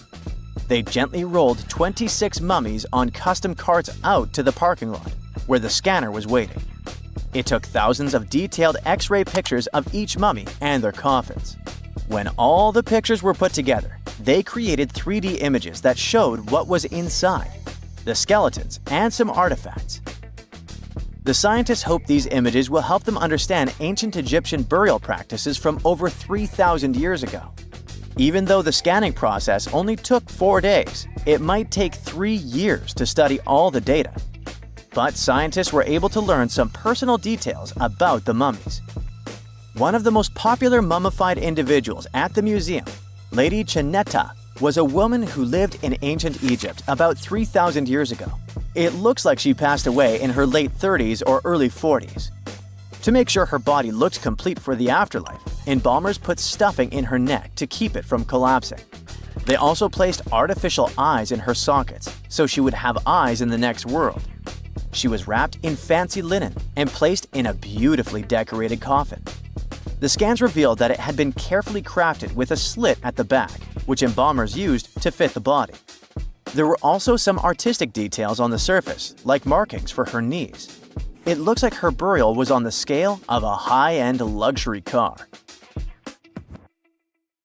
The South Pole is more than penguins and endless snow. There's a hidden ghost world within it. Look, it's right here on the globe. Don't confuse Antarctica with the Arctic, which is at the top of our maps. Much smaller in size, and, let's face it, way less mysterious. The ice sheet covering Antarctica is about 1 to 3 miles thick, which is up to 16 Eiffel Towers stacked on each other. This massive blanket hides the true features and contours of Antarctica's land. We still don't know much about this mysterious continent, and it is ice and snow that are to blame. We still don't even know the true shape and size of this continent. Mapping Antarctica without some huge shovels is an incredibly hard task. But satellites learned to penetrate the ice with their cameras. And now we know there's actually an enormous, dramatic ancient landscape beneath the snow. The ghost of the past. About 90 million years ago, Antarctica was a much warmer place. It was actually a lush rainforest with tons of plants and probably teeming with life. It even had rivers flowing through it. Then the ice came. This happened about 34 million years ago, during the transition from the Eocene to the Oligocene, when our planet cooled significantly. It was the beginning of one of our several ice ages. The land remained, but now was hidden under ice and snow that got thicker and thicker. To a regular eye, Antarctica turned into a white desert, vast, flat, and featureless. Time went on. This massive ice sheet moved around, smoothing and shifting the ground beneath it. Over the millions of years, it changed what the land looked like. Now, if we looked under the ice, it wouldn't hold any signs of the original South Pole, except for one place. In areas where the ice is especially thick and doesn't move much, like in East Antarctica, it has actually worked the other way around. It became like a super thick blanket that protects the land. Normally, things like wind or rain slowly wear away the ground over time, changing its shape. But since we have this protective ice blanket, it prevents these natural processes from reaching the stuff underneath. So, the ground stayed almost the same for millions of years, like it's been frozen in time. This special area near the Aurora and Schmidt subglacial basins has become the ghost of Antarctica's landscape. This place was barely touched even since it was first covered in snow 34 million years ago. This is a historical footprint, a place that can tell us what Antarctica's ground looked like before it became a freezing nightmare. As scientists peered under East Antarctica, they saw an amazing ghost. The traces of the rivers that were flowing there millions of years ago, various valleys, and some weird little islands, as well as 3 big chunks of land shaped like the letter U. Hey, what's that all about? You see, the continents on our planet are moving constantly, sliding along the red-hot lava mantle like cereal on milk. Over history, they came together and broke apart several times. Hundreds of millions of years ago, several continents were a part of one enormous Gondwana. Antarctica was one of them. It used to be one huge landmass. But when Gondwana broke apart, the poor continent got stretched by tectonic forces. Parts of land were pulled away from each other. Whoosh! And they got torn apart. And that's how we got these big chunks or blocks of land under thick layers of ice. In any case, scientists now want to explore this ghost a bit more. But to study it deeply, they need to actually drill down through the ice, like using a straw to get to the bottom of a thick shake. This will help them pick up some rocks and dirt from way below to learn more about the Earth's history and climate. Antarctica is the 5th largest continent in the world, approximately bigger than the entirety of Europe or Australia, competing with the entire South America in size. Aside from East Antarctica, we discussed there are several more regions: Antarctica Peninsula, South Pole, West Antarctica, and the Ross Sea. The continent is basically a frozen sandbox, and all its hidden, mysterious landscape is actually less explored than Mars's terrain. We only know for sure that without ice, it wouldn't just be flat and empty, but an entire world full of big mountains, huge canyons, and even fiery volcanoes. Some of these volcanoes are so huge that they peak above the layers of snow. In West Antarctica alone, there are at least 138 volcanoes, though only about 8 or 9 are active today. One of the craziest ones is Mount Erebus, the southernmost volcano and the tallest one on the continent, about 12,500 feet high. And deep beneath the ice sheet, this guy hosts incredible, beautiful subvolcanic caves. The temperatures there are warm enough for t-shirts. The Antarctic Peninsula, or Lesser Antarctica, looks like a bunch of mountainous islands deeply underground. It has newer volcanic rocks that are part of the Pacific Ring of Fire, which is like a giant circle of volcanoes and earthquake zones around the Pacific Ocean. The Greater Antarctica is a huge part, almost as big as Australia. It consists of East Antarctica and the South Pole. Beneath the ice, it's a place of rocks that have been around for a very, very long time, including the special zone we mentioned. You probably know that Antarctica is nearly devoid of humans. No wonder, with a mean temperature of about -46 degrees Fahrenheit. But even though this place is horrifyingly cold and deserted, life still clings on. You guessed it, in the underworld. In 2017, scientists found DNA traces of algae, moss, and even possibly unknown small animals in the deep caves. That means that even in such crazy conditions, there are still unique ecosystems thriving in little isolated warm pockets beneath the snow. There was another incredible find beneath Antarctica's Ross Ice Shelf, a lively ecosystem vibing within an underground river. Scientists have long suspected that Antarctica's underworld should have some freshwater lakes and rivers. One day, a satellite spotted a groove there. They decided to explore it and used a hot water drill to melt their way through the ice. As they reached the underworld, they dropped a camera into one of those hidden fresh rivers. And at first, they thought they'd find just some rocks or something. But instead, they stumbled upon hundreds of amphipods, tiny shrimp-like creatures. Little ones instantly swarmed around the lens. Shrimps blocked the camera and scientists couldn't check out what they wanted to. Pretty funny, but at least that means that there really is an important ecosystem deep within Antarctica. Now, they're gonna explore it. And all this is just the beginning of the mysterious underworld. Antarctica's snow also hides the deepest canyon on Earth under the Denman Glacier. Well, Mariana Trench is still the deepest point on Earth, but it's a part of the oceanic crust, geologically speaking. Also, in 1958, explorers found a huge mountain range under the ice, as big and tall as the famous Alps Mountains. The range stretched for about 745 miles with peaks as high as 1.7 miles. And all this magnificence is buried under tons of ice. Who knows what else we might find there? Antarctica holds about 60% of our entire planet's freshwater, which means it would be pretty bad if it melted. For example, there's this Doomsday Glacier, officially known as Thwaites Glacier. It's a huge ice formation, about the size of Florida, and it's melting right now. Every year, the sea levels rise by 4% because of it. If this guy melts away completely, the sea levels all around the world will increase by 2 feet, which might not sound like a lot, but it would be catastrophic for coastal areas. Luckily, researchers have found that even if its ice shelf were to collapse in the next 50 years, the glacier itself wouldn't retreat as quickly as they feared. It's still losing ice rapidly, but it would be quite a slow process. In 2011, scientists from Chile found a weird-looking fossil in Antarctica that looked like a squashed football. Almost 10 years later, the rock just sat on a shelf in Chile's National Museum of Natural History with no specific label.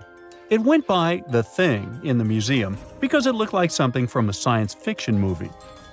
When the scientists finally got their hands on the strange fossil, it turned out it was actually a giant softshell egg from around 66 million years ago. This one is more than 11 inches long and 7 inches wide. A regular chicken egg is just 2.5 inches long, and an ostrich egg is almost 6 inches long for comparison. So, the Thing won the title of the biggest softshell egg ever found and the second largest egg of any animal we know of. The only bigger egg that was ever found was that of the extinct Madagascan elephant bird, which is also 1.5 times as tall as Michael Jordan. The bird, not the egg. The Antarctic egg is also special because it's the first fossil ever found in this part of the world. So, whoever left it there must have been one big creature, probably a giant sea turtle that lived long ago, like a mosasaur. This is surprising because most scientists thought these creatures didn't even lay eggs. So this discovery could change what we know about them. The egg is also unique because it has a thin eggshell and no pores, which is totally different from most dinosaur eggs. It actually looks more like the eggs of lizards and snakes, but it came from a giant creature related to these animals. No known dinosaurs or flying reptiles from that time and place were big enough to lay such a huge egg, so it must have been a mosasaur after all. But we can't be 100% sure. Scientists did a lot of work and studied 259 types of living reptiles, like lizards and snakes, and their eggs. From this, they figured out that the mommy who laid the egg was probably at least 23 feet long, not counting her tail. During the late Cretaceous period, this part of Antarctica might have been like a nursery. Paleontologists have found bones of tiny mosasaurs and plesiosaurs in the same area, along with bones from the grown-up ones. Archaeologists in Norway made another cool but literally discovery and found dozens of arrows that had been hidden in ice for 6,000 years. They were melting out of a large ice patch in the high mountains, covering an area of about 45 football fields. In 2014 and 2016, when the summers were extra warm, scientists went to an ice patch called Langfoni to look around. They also found lots of reindeer bones and antlers there. Some of the arrows were whole and some in pieces, along with 5 arrowheads around the melting ice patch. This is more arrows than have been found at any other frozen site in the world. Some of the 68 found arrows date back to the Neolithic period, and the newest ones are from the 14th century of the Common Era. Ice is like the perfect time machine that can preserve whatever ends up there in an almost perfect condition. Langfoni became famous as one of the first ice patch sites after a local hiker found a 3,300-year-old leather shoe right next to its edge. Scientists are studying places like this to understand how people use these sites and how the ice patches from Norway to North America changed over time. Now, once upon a time, around 32,000 years ago, to be exact, a squirrel buried some seeds near a river in Siberia. Am I the only one getting the Ice Age vibes? Anyway, these seeds belong to a plant with cute white flowers. Thousands of years later, a group of scientists found these seeds buried deep in the frozen ground, about as far down as a 12-story building is tall. The seeds were surrounded by ice and bones of animals, like mammoths, bison, and woolly rhinoceroses. The mature seeds had been damaged, maybe by some squirrel, but some of the younger seeds still had good plant parts inside them. The scientists carefully took those out and put them in small containers to help them grow. And here comes the coolest part. They were able to grow the plants. Their flowers were shaped a little differently from the flowers of the same plant that grows today. After a year, the Ice Age plant even made new seeds. Based on this, the scientists suggested that permafrost could be a depository for an ancient gene pool, and we could find extinct species there and bring them back to life. Scientists on an icebreaker in Antarctica were looking for whales, but found something way more unusual. The camera behind the ship, which is as heavy as a car, detected 16 million ice fish nests on the floor of the Weddell Sea. The nests were located about every 10 inches in all directions and covered an area of 93 square miles, which is slightly bigger than the whole of Washington, D.C. The colony even had a distinct border, which was a line in the sand. The scientists were in the area because they were studying a special spot in the ocean where the water was a little warmer than the water around it. In this warmer water, they found tiny animals called zooplankton near the top. When the young ice fish hatch, they swim up to this area to eat the zooplankton before going back down to the seafloor to grow up and have their own offspring. Since there was so much food, it made sense to see ice fish in this warm water. But they didn't expect to find such a huge number of ice fish nests, much more than anyone had ever seen before. New Zealand's Antarctic Heritage Fund found some old photo negatives in a hut in Antarctica. They turned out to be unique images from the Ross Sea Party. It was a famous failed expedition led by Ernest Shackleton. He wanted to become the first person to cross Antarctica by land, from the Weddell Sea to the Ross Sea, passing through the South Pole. But things went wrong when their ship, the Aurora, was blown out to sea. They had to use the hut from another explorer, Captain Robert Falcon Scott. His goal was to be the first person to reach the North Pole, but sadly, he didn't succeed either. The negatives were made of cellulose nitrate and were found stuck together in the small box. The Trust took the negatives back to New Zealand, where they carefully separated them and discovered 22 hidden images. Many of the photos were damaged, but the Trust could still recognize some familiar places around McMurdo Sound, a well-known area in Antarctica. No one knows for sure who took the pictures.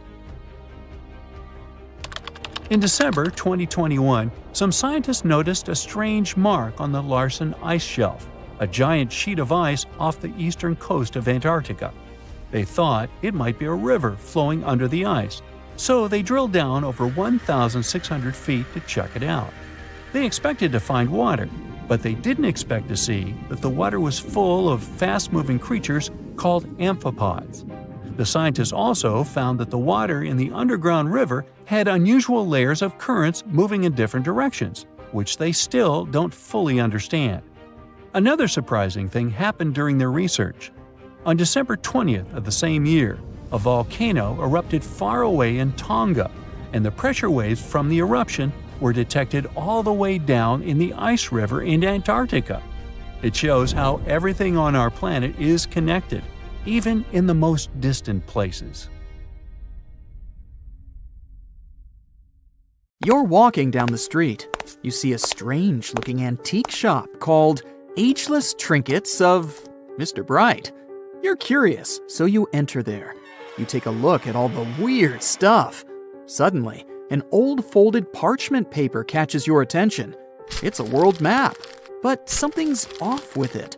Instead of showing the countries as you know them, it shows the locations of 4 mythical lost worlds and civilizations. Mr. Bright, the shop owner, comes next to you after realizing your shock. This map won't let you find these places or anything, but I can explain to you the legends behind them if you want, he says. Let me begin with Atlantis. You might know it as Aquaman's underwater kingdom, but Atlantis, the fictional island, was actually first introduced in 2 of Plato's works.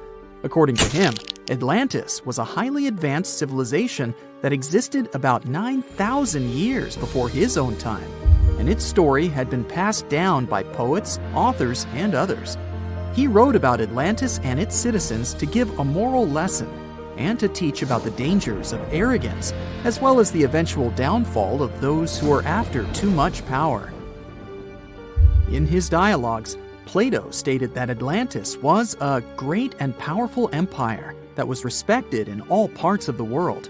It was founded by beings who were half deities and half human, and became a great naval power after a while. Being an island filled with gold, silver, and other precious metals certainly helped their case. But besides that, it was also known for its breathtaking architecture and state-of-the-art technology, as well as its countless rare and exotic wild animals. Atlanteans were proud of their great achievements and the perfection of their civilization, but their excessive pride was going to bring their downfall. They believed they were so superior that they could gain control over any nation. This led them to launch a series of invasions. They conquered many of the Mediterranean lands, but when it was time to enter Athens, Athenians pushed back with an extraordinary force, so the Atlanteans were finally defeated. Plato stated that deities then got angry at Atlanteans because of how wicked, greedy, and immoral they became. So they punished them by sending earthquakes, which caused Atlantis to sink beneath the sea.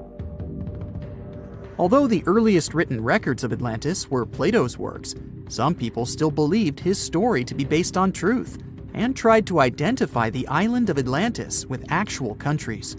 Some people suggested it may have been located in the Mediterranean Sea, near the coast of Spain or Italy. Others thought it may have been located in the Caribbean, off the coast of Central or South America, but there was no solid evidence to support any of these claims. One theory, in particular, seemed more plausible than the others, though. Located in the Aegean Sea, the island of Santorini was the home of a highly advanced Minoan society. However, due to a huge volcanic eruption, it was destroyed about 3,600 years ago, causing the Minoan civilization to suddenly disappear. These similarities between the fictional Atlanteans and the historical Minoans made Santorini a good candidate for the speculations. Yet again, there were still major flaws with it, such as how the time when Plato said Atlantis was destroyed doesn't coincide with the time of Santorini's eruption. So Atlantis still continues to be regarded as nothing more than a popular legend in the scientific world. Now, let's move toward the northeast direction on the map, Mr. Bright says. According to Celtic Breton mythology, there once was a magnificent city called Ys, also known as Caris, that towered over Douarnenez Bay in France's Brittany region. It was the most wealthy city in the entire Atlantic. It was especially famous for its beautiful gardens and buildings, and its citizens were all living comfortably and happily there. Dahut, who was King Bradlon's daughter in Breton legends and literature, had a deep love for the sea. She begged her father to build a city at the edge of the sea, and that is how the city of Ys was established. Little did she know that she would be the one responsible for the destruction of her father's beloved gift. You see, since the city was surrounded by the sea, it needed to be protected by a dike equipped with floodgates, and these gates could only be opened at low tide. And the only one who had the keys to these gates was the king himself. One day, a handsome red knight arrived at the city, but couldn't pass the gates. Dahoud was so taken by him that she wanted to let him in. She knew that her father was the keeper of the only key to the city, so she sneaked into his room and stole it from him. Then she gave it to the Red Knight so that he could enter the city and they could be together.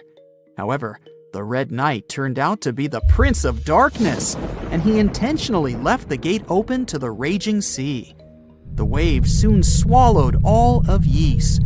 King Gradlon was able to escape on his magical horse, but Dahoud couldn't. She turned into an evil mermaid who lured sailors into the sea. Today, if you go to Quimper, a city in Brittany, northwest France, you can find the statue of King Gradlon riding on his horse. Although the city of Ys is a legend, Brittany coast locals believe that on the days when the waters are calm, you can still hear the tolls of the city bells deep under the sea, if you listen carefully. Mr. Bright then points at the Indian Ocean on the map and says, "Now, have you heard about Lemuria?" Back in the mid-1800s, a few scientists suggested that there was once a continent that existed in the Indian Ocean, somewhere close to the south of modern-day Sri Lanka.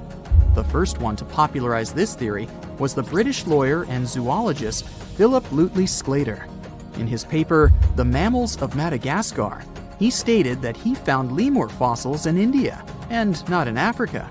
However, this discovery was extremely shocking to him because of the fact that lemurs' original homeland, Madagascar, is much closer to Africa.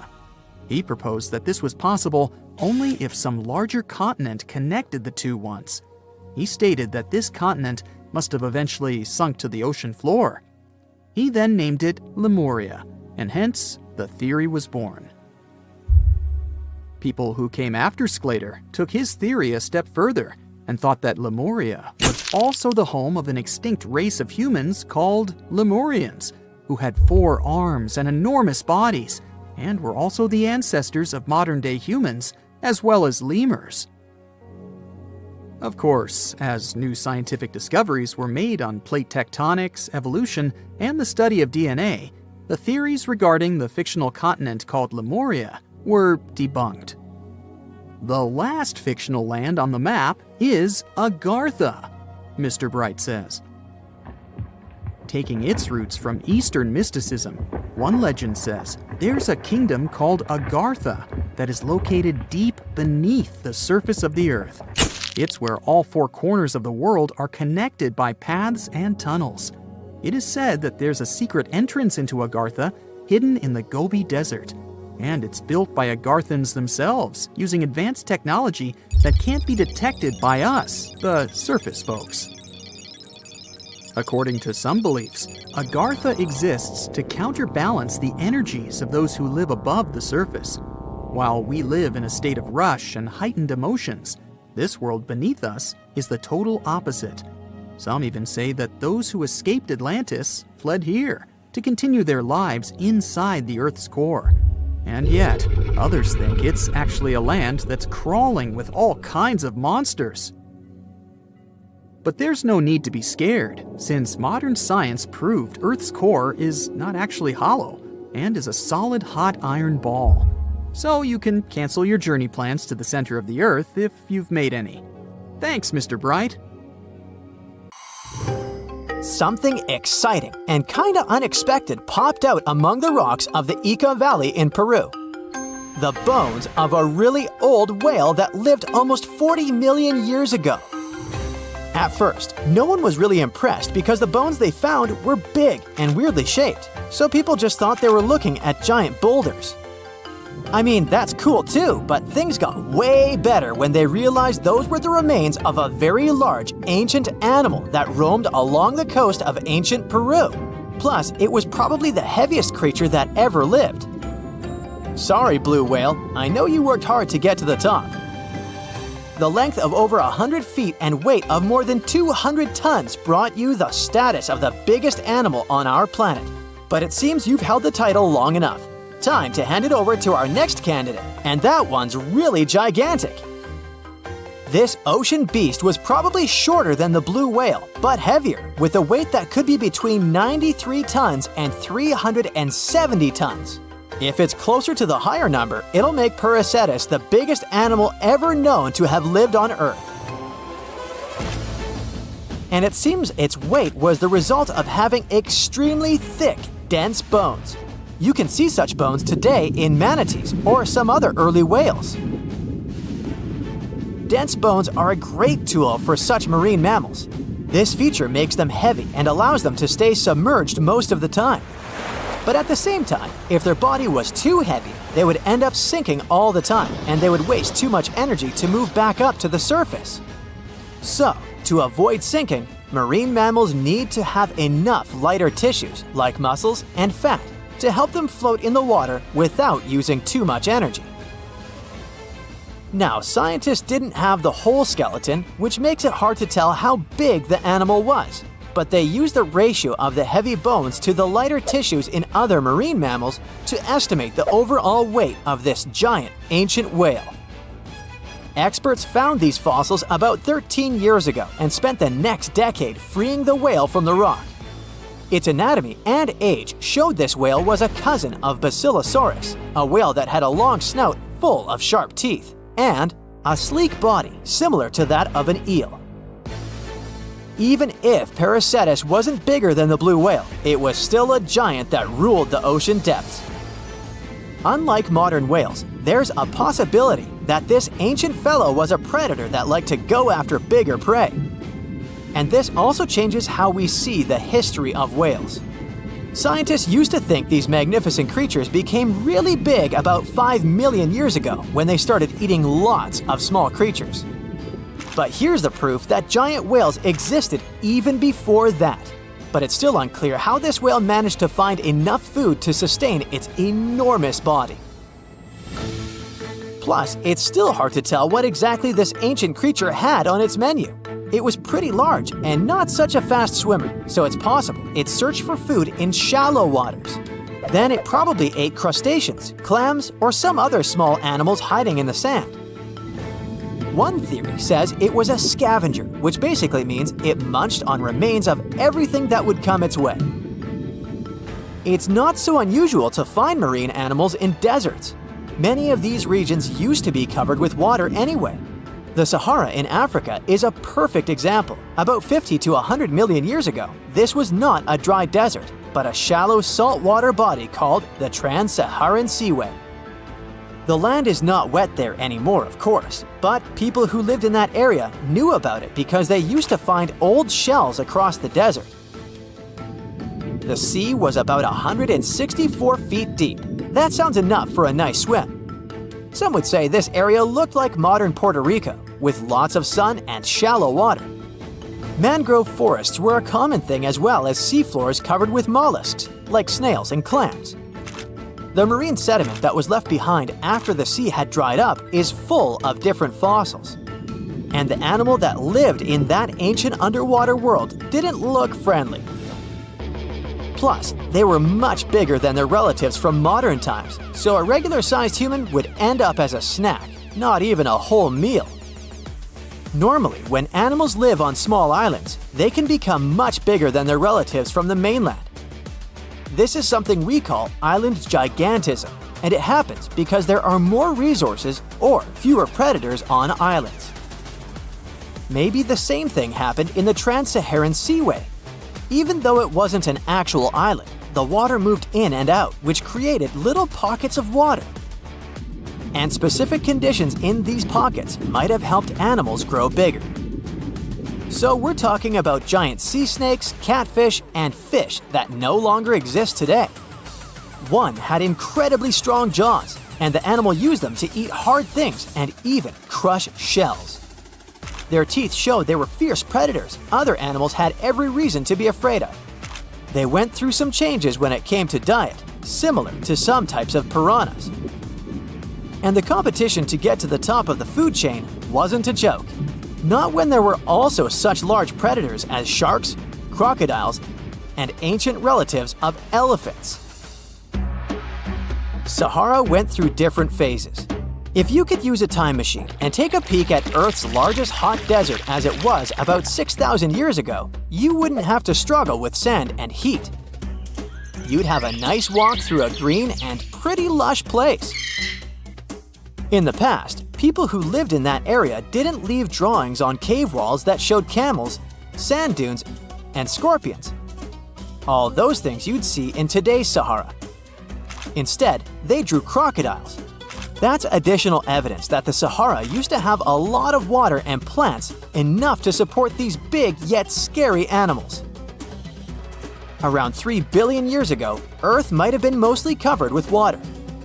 Today, it's about 71% of its surface, but it seems that our planet used to be a giant ocean world with no continents at all, just some scattered islands. Scientists studied special rocks in Western Australia that formed in a place deep under the ocean called a hydrothermal vent system. To explain this better, it's important to mention two common oxygen types, O16 and O18. O18 is heavier because it has extra neutrons. O16 evaporates from water more easily, and as researchers studied an old ocean floor, they found a lot of O18, more than in today's oceans. This way, they realized ancient Earth had less dry land than Earth today. Australia is a good spot to conduct these studies because a long time ago, it also used to be a beautiful place with large animals and lush rainforests. But as time went by, the land became drier and Australia had more deserts formed, such as the Great Victoria Desert. Rainforest remained only on the edges of the continent. What happens with deserts across the globe is called desertification. That's when land that used to be good for growing things turns into a desert or something similar. Our planet changes over time, together with its climate. But desertification also happens because of human activities, like mining, farming, and building cities. And when land turns into a desert, it's a problem because it can't support people and animals anymore. Food doesn't grow there. There's not enough clean water, and animals lose their homes. To help with this problem, there's a plan many countries agreed to. They decided to work with farmers to take care of the land, fix damaged areas, and manage water better. All in all, to make our planet a better place for life. Imagine a place that could literally start at one end, trek over 1,800 miles straight to the west, and still be stuck under that massive canopy. This place is like a haven for all sorts of crazy creatures, hosting around 10% of the world's species. It's always been seen as this wild, untouched paradise where humans haven't messed things up yet. You know, like a glimpse into how the world used to be before we spread like wildfire across every continent, causing chaos everywhere. I'm talking about the Amazon region. That massive jungle turns out to be hiding some seriously cool secrets.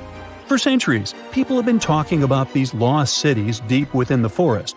We're talking about El Dorado, the legendary city of gold that had Spanish explorers going crazy, venturing into uncharted territory, never to return.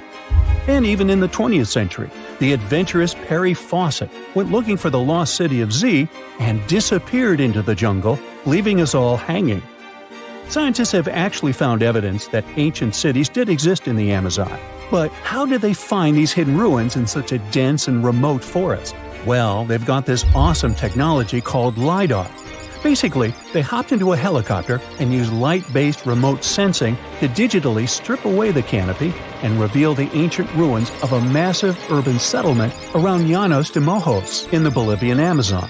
The place was once home to the Serapeum culture, which thrived from 500 to 1400 CE. They had these incredible urban centers with huge platform and pyramid structures. They even had raised causeways connecting different suburban-like settlements spread across miles and miles of land. These guys were seriously ahead of their time, and they had an epic water control and distribution system with reservoirs and canals. So yeah, the Amazon rainforest wasn't just some untouched wilderness.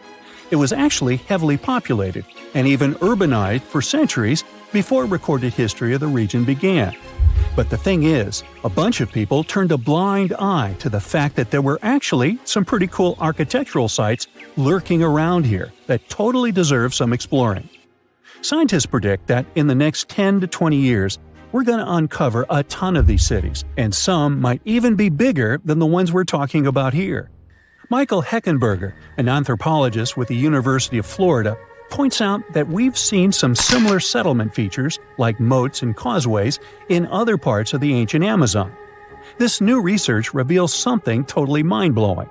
Past examples of urbanism in the Amazon were more like groups of villages connected together, not quite what we'd call urban.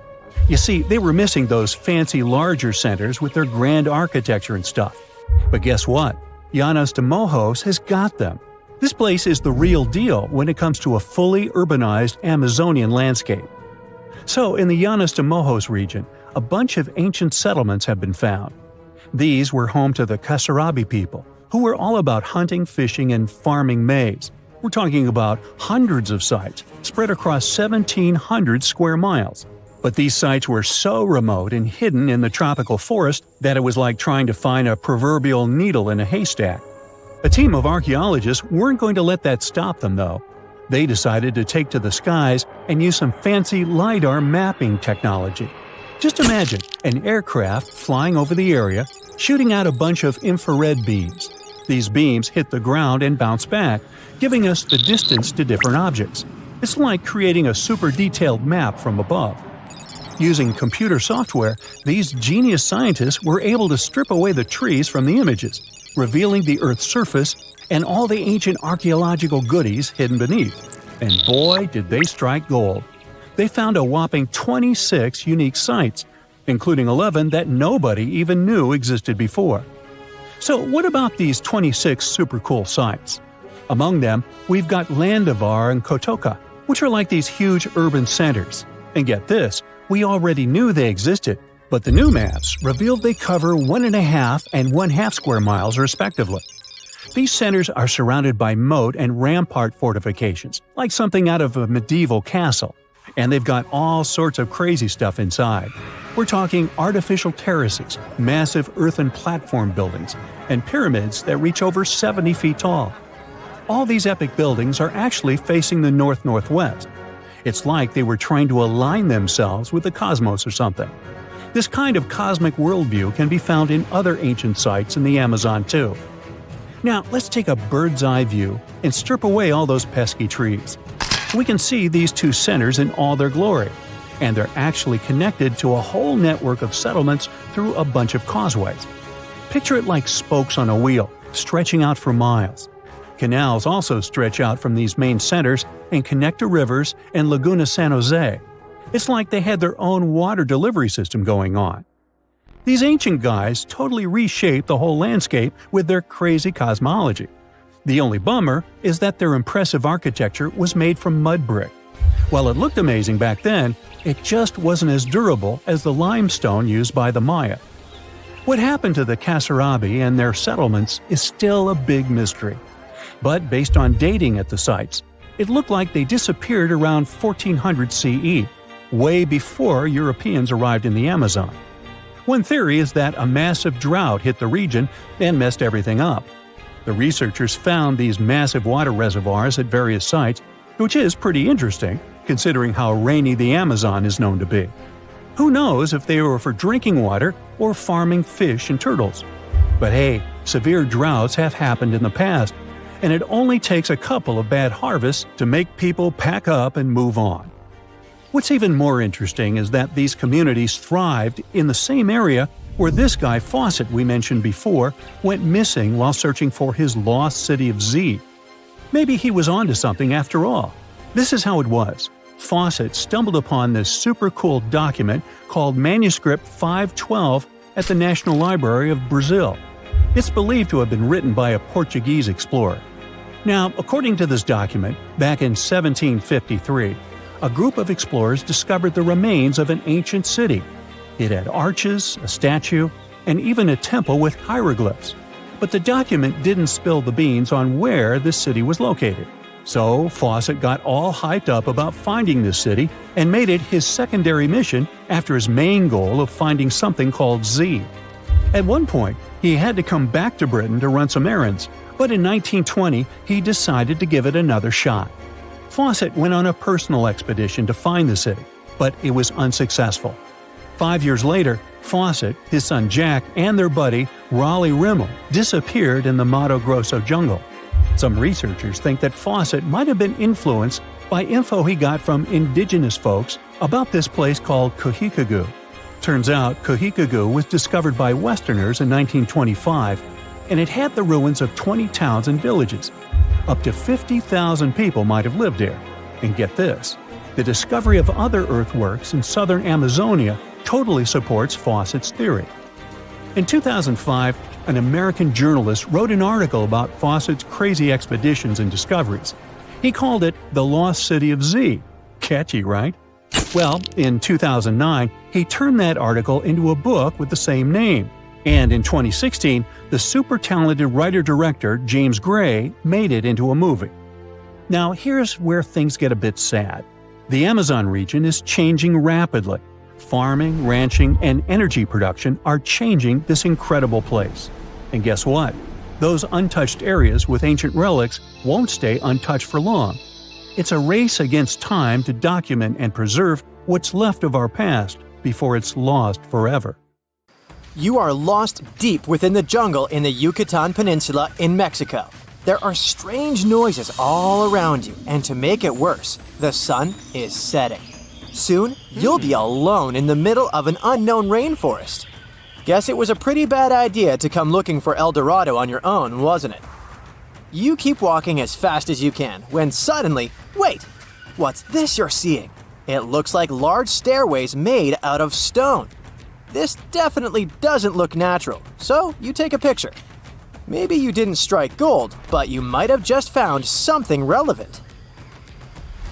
Congratulations! You found Akamtun, a long-lost Mayan city, hidden 37 miles into the jungle. The name literally translates to stone column. Stone was probably in at the time, so these guys used a lot of it to build their pyramids, houses, and even ball courts.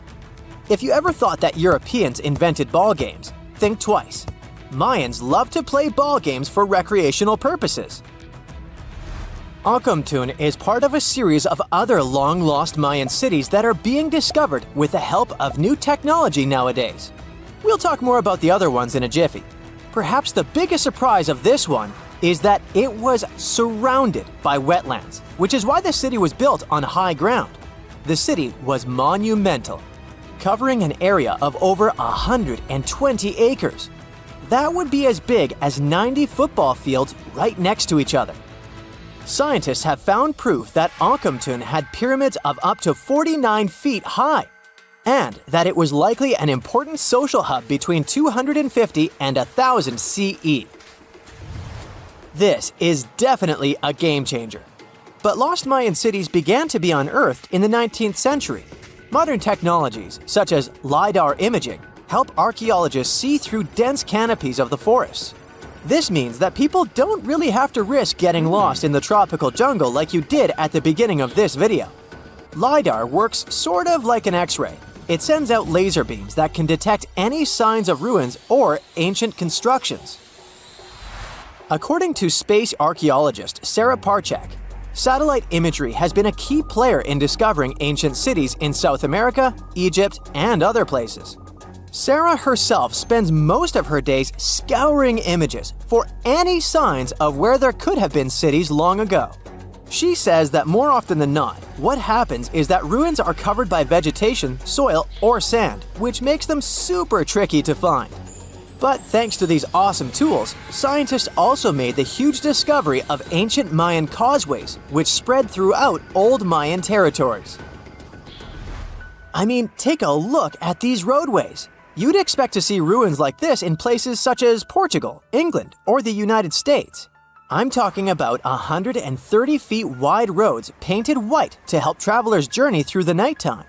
Scientists recently unearthed a 110-mile network of roads such as these, and they think this dates back to before the first registered Mayan highways we've known so far. These roadways, which sometimes ran over the swampy ground and were even elevated at times, are being called the world's first superhighways. Even if there is no registry of animal-powered vehicles, it's believed that the Maya used them to travel around a network of possible 964 settlements. They were built like a huge spiderweb, and from what archaeologists have gathered, this huge system of roads worked to connect a big system of economic and social interactions between Mayan cities. This completely debunks the traditional idea that the Mayan pre-classic period, which dates back to 2000 BCE, was made of small, tribal settlements. Imagine the manpower and engineering ability you need to muster to build something close to these white highways. Scientists believe that these causeways were built pretty much the same way as the Mayans built their pyramids, with a mixture of mud and quarry stone. Oh, and using several layers of limestone to make them white. That's pretty cool, right? But let's take a few steps back for a moment to get some context.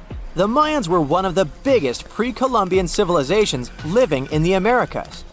Until now, experts believe that at its apex, the Mayan civilization consisted of over 40 cities with a population of millions of people. That's a lot of folks. Their civilization spanned Mexico's Yucatan Peninsula, Guatemala, and Belize. And they survived mainly on agriculture. The thing is, the Yucatan Peninsula was an extremely difficult place to grow crops. So the Mayans had to develop a complex irrigation system in most of their cities. They built a series of ceremonial buildings, pyramids, and plazas. The Mayans might have been keen pyramid builders, but they also developed an advanced astronomical system. With whatever ancient technology they had, they were able to predict the exact location of planets such as Venus and Mars, as well as the exact dates of eclipses. If you've ever seen examples of ancient Mayan cities, this is Tikal. Located at the heart of the Guatemalan jungle, Tikal is believed to have been the capital of the ancient Mayan conquest state. At its height, it was comparable in importance to cities such as London or New York in today's world. It's composed of a series of complex monuments. The North Acropolis is one of Tikal's most ancient complexes of monuments. Built solely by human hands around 350 BCE, it served as the resting place of kings and chiefs. Its monuments are up to 200 feet high. Back in the day, the step pyramid temples were painted a beautiful red. Mayans loved that color. Today, of course, you'll only see the limestone. Then there's Chichen Itza. It's got one of the best preserved pyramids on Earth to date. Located in Mexico's Yucatan state, this Mayan city is well over 1,500 years old. At its peak, it was home to 35,000 people. The site covers 4 square miles of land. The highlight is El Castillo, a tremendous step-like temple standing 80 feet above ground.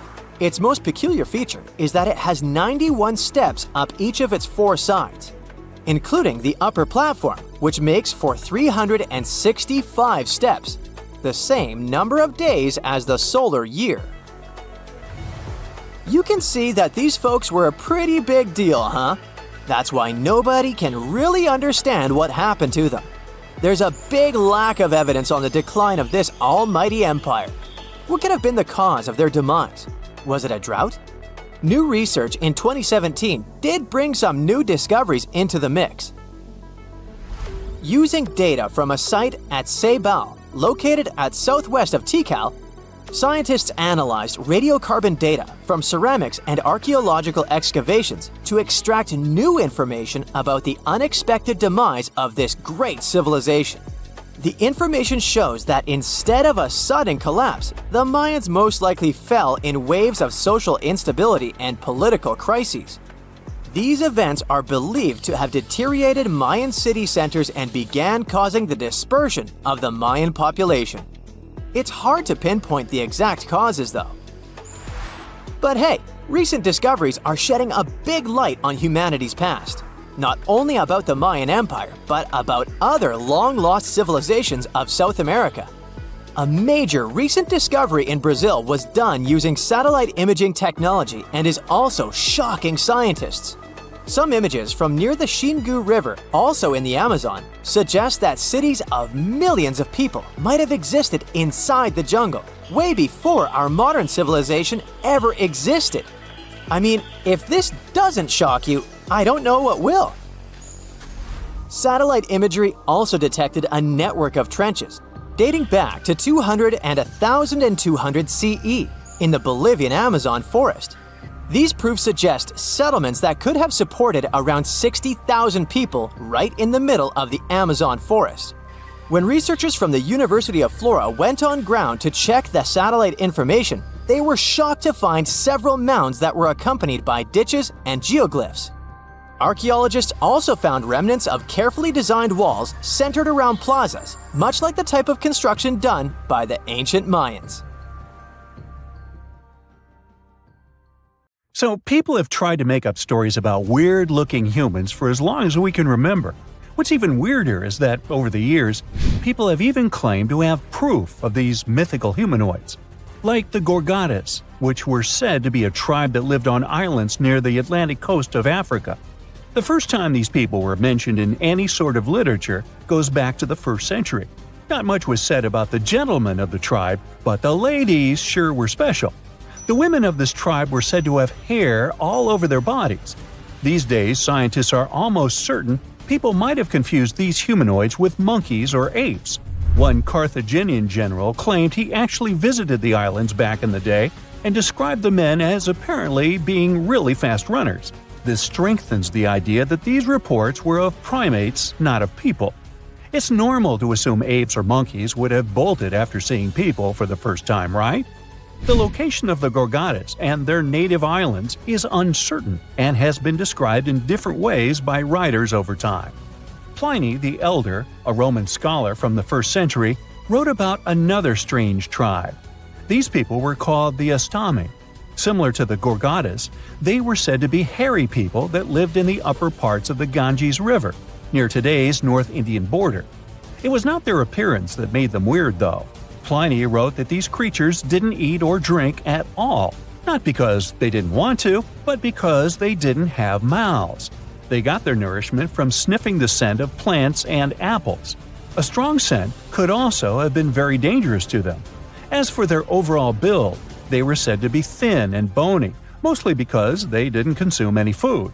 It's hard to believe these people did exist at some point, but there may be some historical facts to back this mysterious sniffing behavior. Some specialists believe that tribes located near the Himalayan mountains brought fragrant fruits and veggies on their travels. That's because smelling something nice can help with altitude sickness. In the past, travelers thought the nausea was caused by a bad wind and tried to cope by smelling onions, dried apples, apricots, and garlic. Now, Pliny the Elder seems to have had a lot of fun writing about strange human-like species. In his writing, he also mentions a tribe of headless people, with their faces on their chests. They were popular in medieval tales too, and were also nicknamed chest eyes. They were said to live in mountainous and wooded areas of North Africa, surrounded by wild animals such as lions, elephants, and snakes. Herodotus, the Greek writer from the 5th century BCE, also mentions these people in his story. But since he is known as both the father of history and the father of lies, I wouldn't be so quick to believe his stories. As with many other myths surrounding mythical creatures, there is some truth to these descriptions. People that travel through the desert, like the Tuareg people, traditionally wear clothing that covers them completely, with spaces in the fabric just for their eyes and nose. It's because of this tradition where they believe it protects them from spirits while they're crossing the desert. It's no wonder these outfits might have misled the ancient writers into thinking these people were headless. This next mythical group was like the basset hounds of people. Not because they had a good sense of smell or because they snored on the couch the whole day, but because they had ears so long they could cover their entire bodies at night. They were called the Panati. and were said to be a tribe of giant-eared people from some unknown cold islands. They slept inside their big ears, and some said they could even help these people fly. Then there are the stories about weird monopods. You might have already guessed what those look like. The monopods were creatures in ancient mythology that had just one big foot. The word monopod translates to 1 foot in Greek. They were also called sciopod, which means shadow foot. That's because, according to some accounts, these people had feet so large they could use them as umbrellas to help them hide from the sun. They would simply lay on their backs with their foot up in case they were ever caught in the scorching heat. Never mind about the foot burn. They were first mentioned in a play in 414 BCE. Others wrote about traveler stories encountering monopods in India, and they described these people as having one leg, but one they could easily leap with to get around. No list of strange human-like creatures would be complete without mermaids. They're described as mythical beings who live in the sea and are usually depicted as having a woman's upper body and a fish's tail below the waist. In different cultures, the mermaid represents either life and fertility or danger and destruction. The earliest known mermaid legend dates back to around 1000 BCE. In this story, the spirit, Antarctica, wanted to live in the sea, but her peers would not allow her to give up on her beautiful features. So they opted for that half-human, half-fish appearance. There are also folktales of mermaids in early Britain, but with no illustrations attached. In sailor tales, the mermaids can symbolize both luck and tragedy. Since sailors spent much time in the sea and they sometimes had nothing to do, it's no wonder they started to believe in figures that controlled the weather. Mermaids were seen as both attractive and dangerous, like the sea itself, reflecting the unpredictable and thrilling nature of water. We have no proof that mermaids exist today, but some people did their best to manufacture evidence over the years. Ever heard of the Fiji mermaid? It was a made-up creature introduced by American showman P.T. Barnum back in the 1840s. It was presented in New York, Boston, and London and gathered a lot of attention from the public. It was not the only one of its kind, and the weird thing is these fake mermaids weren't even pretty. Some of them were made by attaching fishtails to ape or monkey bones. The Dominican Republic has its own mysterious human-like mythological creature. This story tells of a woman who lives in the woods, described as having long, dark hair. But here comes the catch: she's said to have backward feet. Despite being quite short, her features are described as being extremely beautiful, especially her eyes. Her name is La Ciguapa. She's thought to be a nocturnal creature, and you can't predict her movements based on her footprints, because of the way her feet are positioned. It's also thought that to catch sight of her, you'll need to go looking for her at night, but only when there's a full moon. There's always a catch. And you'll also need a dog to help. There are many variations of her story, though. Other tales speak of a shy creature that runs away at the mere sight of humans. She's known to sleep in trees and feed on fish and fruit. Now, you'll mostly hear about dwarves in Norse mythology. In many Northern European tales, dwarves are described as being physically smaller than most people, but also as the best of blacksmiths. They were responsible for manufacturing powerful tools that helped many heroes in their quest. Some dwarves also possessed shape-shifting abilities. They frequently took on the appearance of inanimate items like needles, as well as creatures like fish and otters. These dwarf stories may have some historical facts to back them up, too. Back in the Bronze Age, miners located in southern Europe slowly ran out of tin, a material needed to make bronze. As they went searching for more supplies, they moved northwest, where more tin was available. These miners were shorter than most Northern Europeans, and their features included darker skin and bushier hair and beards. To top it all off, they had way better knowledge of metals and how to mine and use them to make necessary tools. It's no wonder that they might have really impressed the guests to the point they believed those miners were magic. Welcome to Rapa Nui, better known as Easter Island. It's a tiny speck in the vast Pacific Ocean, 2,200 miles away from the coast of Chile. This island is most famous for its eerie moai statues. This place is also home to one of the most mysterious writing systems in the world, called Ronga Ronga. We found it on 27 small wooden tablets. For years, historians have been arguing about the true history of these tablets, and now we might have found the truth. Humans first set foot on this island in the 12th century. For many years, it was home to the Rapa Nui people. They were pretty isolated out there in the Pacific Ocean until Europeans arrived in the 1720s. Europeans brought with them lots of troubles, leaving only a small fraction of the native population alive. Later in the 19th century, a missionary, Eugene Iro, went to the island and discovered the wooden tablets with intricate symbols carved on them. He wrote how marvelous they are, but there are hundreds of them on the island, and that they can be found in every household. But unfortunately, not all of them survive to this day. We've only got 27 of them. Some of them were heavily weathered, burned, or otherwise damaged, and now they're scattered all over the world in museums and private collections. Some of the language's artifacts were carted off to Tahiti and then to Europe by Europeans, leaving none behind on Easter Island itself. The 4 sacred tablets found their home in a congregation in Rome. They were the ones used in the recent discovery. For years, historians have been arguing whether this writing system was made up by the islanders themselves or they borrowed it from Europeans. To find the truth, they decided to use a technique called radiocarbon dating. All organic materials, like wood, charcoal, and so on, contain a tiny amount of a radioactive form of carbon called carbon-14. When life comes to an end, things stop taking in carbon-14, and the amount they had starts to decay over time. By measuring how much carbon-14 is left in a sample, we can assume how old this sample is. This is how we learn the age of many fossils and artifacts. So, they looked at the age of some Ronga-Ronga tablets. 3 of them were crafted from trees grown in the 18th or 19th century, which aligns with the arrival of Europeans. However, one of them is older than the Europeans' first visit to the island. There are 2 reasons to believe that Rapa Nui people created this writing system themselves. First, Ronga-Ronga works differently from European languages. Decoding it is a pretty hard task. Unlike English, this language boasts over 400 unique glyphs, none of which resemble any known writing system. There were many attempts to decipher this language, and none of them were successful so far. And second, one of the tablets is shown to be from around the 15th century, before the Europeans arrived.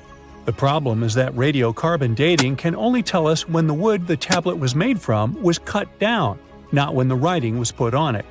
And since we've only got one tablet to go by, this isn't enough to be completely sure. On the other hand, why and where would they preserve cut wood for over 200 years just to grab it and write something on it one day? But anthropologists and historians say that it's possible.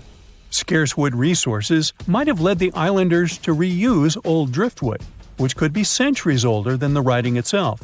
This is known as the old wood problem in archaeology.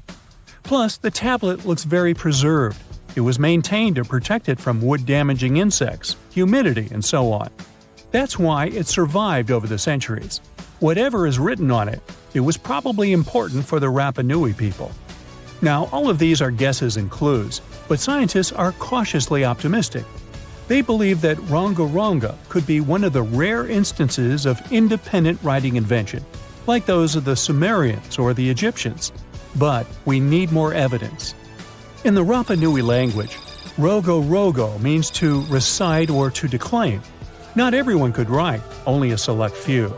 Probably only the elite of Easter Island, mostly men, knew and could read this written language. After colonization, none of them survived. So now we have to rack our brains trying to figure out what's written here. First, scholars can't agree on what type of script it is. We aren't even sure that this was their language. But even if it was, we don't know whether it's a primitive form of writing or a fully developed system. In the 1990s, a linguist, Stephen Roger Fisher, believed he might have cracked the code of Ronga-Ronga structure. His idea was that these tablets conveyed cosmogonies. Cosmogonies are stories or narratives that explain how the universe was created and how natural phenomena came to be. They often come from ancient traditions and cultures, like those found in East Polynesia. The tablets could have talked about things like how the world began, where everything came from, and how different aspects of nature, like the stars or the mountains, were formed. This would also explain why only the wise elite could write. Fisher thought that Ranga is a mix of logographic and semasiographic systems, which means that some symbols represent spoken words, while others represent ideas or concepts. But deciphering them would be very hard because it requires extensive memory and knowing context, because the symbols are more like hints than complete expressions. However, other language experts disagreed with his ideas, saying there were problems with how he put together his theory. Unfortunately, Fisher couldn't prove this hypothesis. Maybe these are just drawings. If we look at the tablets, there are some things that look recognizable: people, animals, plants, and geometric shapes. There are some birds. One of them looks like a frigate bird, which Rapa Nui people associate with the deity Maki Maki. There are also fish, centipedes, and so on, or at least these glyphs look like them. Could it be just art or a form of decoration? Maybe, but there are some problems. The glyphs show a high degree of complexity and structure. They also keep the same style. For example, there are several symbols that show something human-like with a raised hand. The only difference is different heads. As if it wasn't complicated enough, this unique writing style also uses a system known as reverse boustrophodon. This means that each alternate line is flipped upside down, resembling nothing seen elsewhere. We don't know why they would turn the tablet upside down after each line. But all this shows that they had some sort of system and organization behind these symbols. Plus, it seems like they use these tablets every day for some practical purpose. But there's some hope for the future. New technology, like AI and other computer programs, might help us understand lost languages. We already started creating algorithms that could help us solve other mysteries, like the Voynich manuscript. Academics even organized the Vesuvius Challenge, a machine learning competition that, in 2023, cracked the riddle of the ancient Herculaneum scrolls. The scrolls were buried under volcanic mud after the catastrophic eruption of Mount Vesuvius in 79 AD. In real life, the scrolls are very fragile, so deciphering them would be a very hard task. But with digital scanning and machine learning, it's much easier. They have a rich history. They most likely belong to the personal library of an Epicurean philosopher named Philodemus. These scrolls contain very important insights into Greek philosophy and Latin literature. If we decipher more of them, we'll learn more about the rich history of the Roman Empire. Now, let's assume that another species, whether humanoid or dolphin-like, could have existed millions of years ago. How do we find their traces? There was a Doctor Who episode about a non-human industrial civilization on Earth that existed long before us. These reptiles, called Silurians, were forced deep underground by a catastrophic rise of temperatures on Earth, and there they thrived for centuries. That inspired scientists to create the so-called Silurian hypothesis. If there was an advanced civilization before us, we should find their traces somewhere. Well, let's try. Climatologist Gavin Schmidt and astrophysicist Adam Frank decided to dive into this themselves. Like us, any technologically advanced civilization would be hungry for energy, so they looked for global effects that would leave a widespread mark. For example, hints of large-scale industrial processes, like plants and factories, and their leftovers. Then comes the question of how long these civilizations would last. If they existed for a long time, we should look for long-lasting signs, like residues from burning fossil fuels, mass extinctions, synthetic chemicals not found in nature, and even traces of nuclear fission. Basically, we should search for the same kinds of things that humans are currently leaving behind as evidence of our activities. Unfortunately, this evidence isn't that easy to find. Let's imagine an unsettling scenario if humanity suddenly disappeared. Even though it seems like we've left a lot of changes on our planet, the future civilization millions of years from now would struggle to find any remnants of our existence. Why? Well, our planet has existed for 4.5 billion years. Complex life on Earth has existed for more than 400 million years. Compared to that, our industrial period only lasted around 300 years, and we haven't left any significant traces. Our record of Earth's history is full of gaps, especially the further back you look. The fossil record captures only some things, being very selective and incomplete. On average, one fossil emerges every 10,000 years, and dinosaur footprints are even rarer. Mountains rise, oceans change, and plate tectonics can easily wipe out evidence of entire civilizations. After a couple of million years, chances are any physical signs of a civilization would disappear. In order to find at least something, we have to look for things like odd sediment patterns or unusual isotopic ratios. Also, fossils mostly form in water, leaving us in the dark about creatures on land or in the jungles.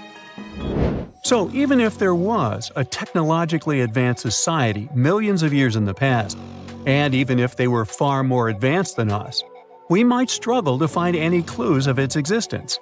Frank and Schmidt try to understand how we could ever hope to spot signs of them. Discovering actual cities would be the ultimate proof of a Silurian-style civilization on Earth. But Adam Frank isn't too optimistic. Even now, our cities cover less than 3% of the surface, making it easy to miss ancient city ruins.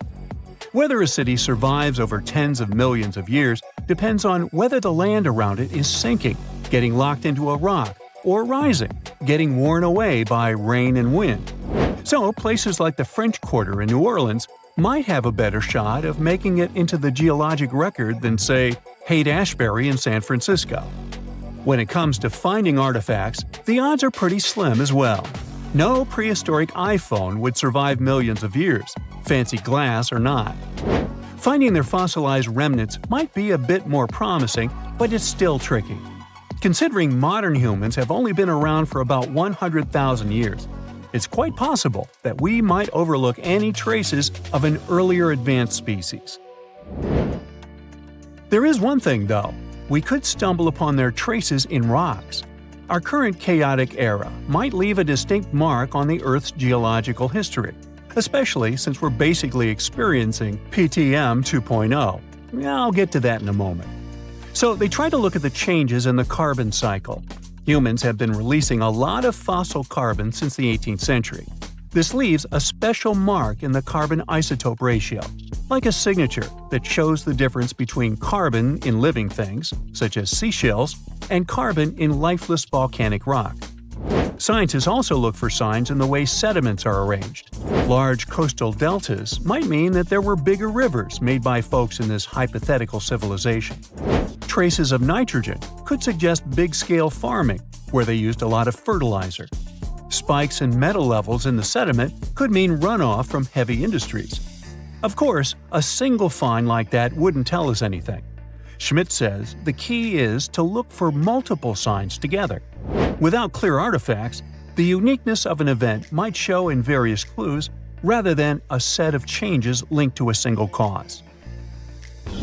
On a quest for Silurian-style clues, scientists even decided to check the Moon. Some astronomers find it surprising that no one has looked into this before. They even joked about the possibility of dinosaurs building rockets and leaving traces on the Moon or other celestial bodies.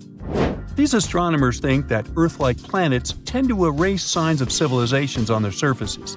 So they're exploring the wild notion that these beings might have been space travelers. In that case, remnants of their technology, known as technosignatures, could be lurking not only on our Moon, but also on asteroids, or even buried on Mars. There they might endure for millions or even billions of years. Unfortunately, so far, despite digging into the past 380 million years and examining all suspicious events, the researchers haven't found a clear match for a technological civilization. They don't give up, though. Frank calls for more investigation. For example, we could study how modern industrial chemicals stick around in ocean sediments. This, he believes, could help us identify similar chemical traces in the Earth's history. If there are no traces, why do we even bother to find something like that? This research is based on Schmidt and Frank's recent papers. They were delving into the Anthropocene. It's the proposed epoch, dominated by human activities on Earth. It's full of these things called hyperthermals. They're prehistoric events when temperatures on Earth sharply increased over a relatively short time. They're like extreme heat waves from the past. A great example of this is the Paleocene-Eocene thermal maximum, or PETM for short. It happened around 55.5 million years ago and saw a rapid rise in global temperatures. Over 200,000 years, the average temperature on Earth jumped from about 9 to 14 degrees Fahrenheit. We study these hyperthermals to understand how they occurred, from natural causes or human activities. So, these hyperthermals sparked the genesis of Frank and Schmidt's research. To study them, scientists started examining chemical signals and tracers left in rocks. When doing that, Schmidt and Frank uncovered some eerie parallels between all the climate issues we have today and past periods of rapid temperature shifts. There's a close similarity between the PETM and other hyperthermal events. So all this work isn't just about solving a historical mystery. Understanding our impact on the environment can guide us to finding better ways to live in harmony with the planet and avoid becoming a forgotten species in the future. Our Milky Way is filled with lots of planets that could be just right for life, but we don't know if there are other civilizations out there. Earth is the only place we know of with living beings. About 200 years ago, people wondered if there might be civilizations on Mars. Back then, it was a real question. But once we got pictures from space probes, we decided there wasn't any evidence for it, and that idea got stuck in our minds. Now, it's not even considered a valid topic for serious science. It's seen as kind of silly. But no one has set clear limits on what could have happened on our own planet a really long time ago. So, even if there is no proof, we shouldn't throw away the possibility. Don't forget, it took humanity a while to recognize dinosaurs. Maybe Silurians are just patiently waiting for their time. At some point in its long and very interesting history, our dear planet Earth was sort of snoozing, just doing its planetary thing, spinning around the sun. And then, bam, life starts getting fancy. Plants and animals start strutting their stuff, showing off their complexity. Fast forward a bit, about 65 million years ago to be exact, and a cosmic disaster strikes, or at least that's what we presume. An asteroid probably smashed into Earth, wiping out the dinosaurs and other big animals. We can't pinpoint specifics about the asteroid, but we do know that it was extremely large and it crashed into our precious planet, creating a dusty mess that settled everywhere. You can still find remnants of that dust layer in sedimentary rocks today. If you dig beneath it, you'll uncover a whole bunch of fossils. These prehistoric creatures were living it up before the asteroid crashed the party. Think of it as the planet going on a cleaning spree, leaving a bunch of empty spaces waiting to be filled. And guess who took the opportunity? Mammals! These furry little critters were the ones to rise to fame. But why is it that this disaster became such a great opportunity for mammals? It's pretty simple, actually.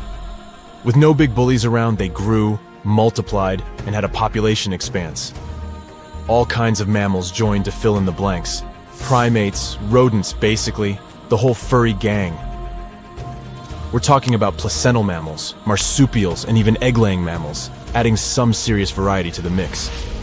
We like to think of primates as our closest relatives here on Earth. What's their story? Well, around 63 million years ago, just a couple of million years after the dinosaurs' final dance, the primates decided it was time for a family reunion. They split into two groups, the dry-nosed primates, who became the cool monkeys and apes we know today, and the wet-nosed primates, who went off to become lemurs and aye-ayes, hey-hays. The fun didn't stop there. About 58 million years ago, the dry-nosed primates began their own little mission. One special guest called the tarsier, arrived on the scene, featuring big eyes that were perfect for late-night shenanigans. This tarsier took a different path from its primate relatives, embracing its unique niche and evolving separately. To this day, the tarsier is the only primate that feeds exclusively on meat. These little guys have a taste for insects, small birds, rodents, and even lizards. But that's not all that makes them unique. Their eyes are twice the size of their brains. Also, their heads can do a full 180-degree spin, just like an owl. Because of their features, the tarsiers are the true kings and queens of the night. With their superpower of ultrasonic tracking, they can spot their prey instantly. Plus, their legs and feet are like springs ready to launch them into action. They've got this special ankle bone called the tarsus, which gives them those epic leaping skills. Hence the name, if you were wondering. But let's leave these little critters to rest and get back to our story, shall we? About 55 million years ago, the Earth cranked up the heat, literally. This sudden hot pod was a bit too much for many deep ocean dwellers and plants to handle, and they bid their farewells. But hey, every goodbye is an opportunity for something new, right? The oceanic mammals known as cetaceans, saw their chance and took it. They splashed into those empty niches, becoming the rulers of the sea. In this category of creatures, you can find the blue whale and the dolphin. A special primate guest made an appearance around 47 million years ago. Scientists now affectionately call the fossil of such a creature Ida. This little wonder caused quite a stir. Initially hailed as the missing link in human evolution. But here's the hilarious part. It turned out Ida was not one of us dry-nosed primates, but a cheeky wet-nosed one. Moving forward to 40 million years ago. This is when another big event happened in the primate world. The New World monkeys, our distant cousins, decided to take a different path and branch off from our lineage of Old World monkeys. They packed their bags and set off to conquer South America, where they're still living it up today. What's the difference between the two, you might ask? Well, one crucial thing that sets them apart is the fact that the Old World monkeys had nostrils that pointed downwards. Around 25 million years ago, another troop of apes entered the scene, and these guys had something special, the lack of a tail.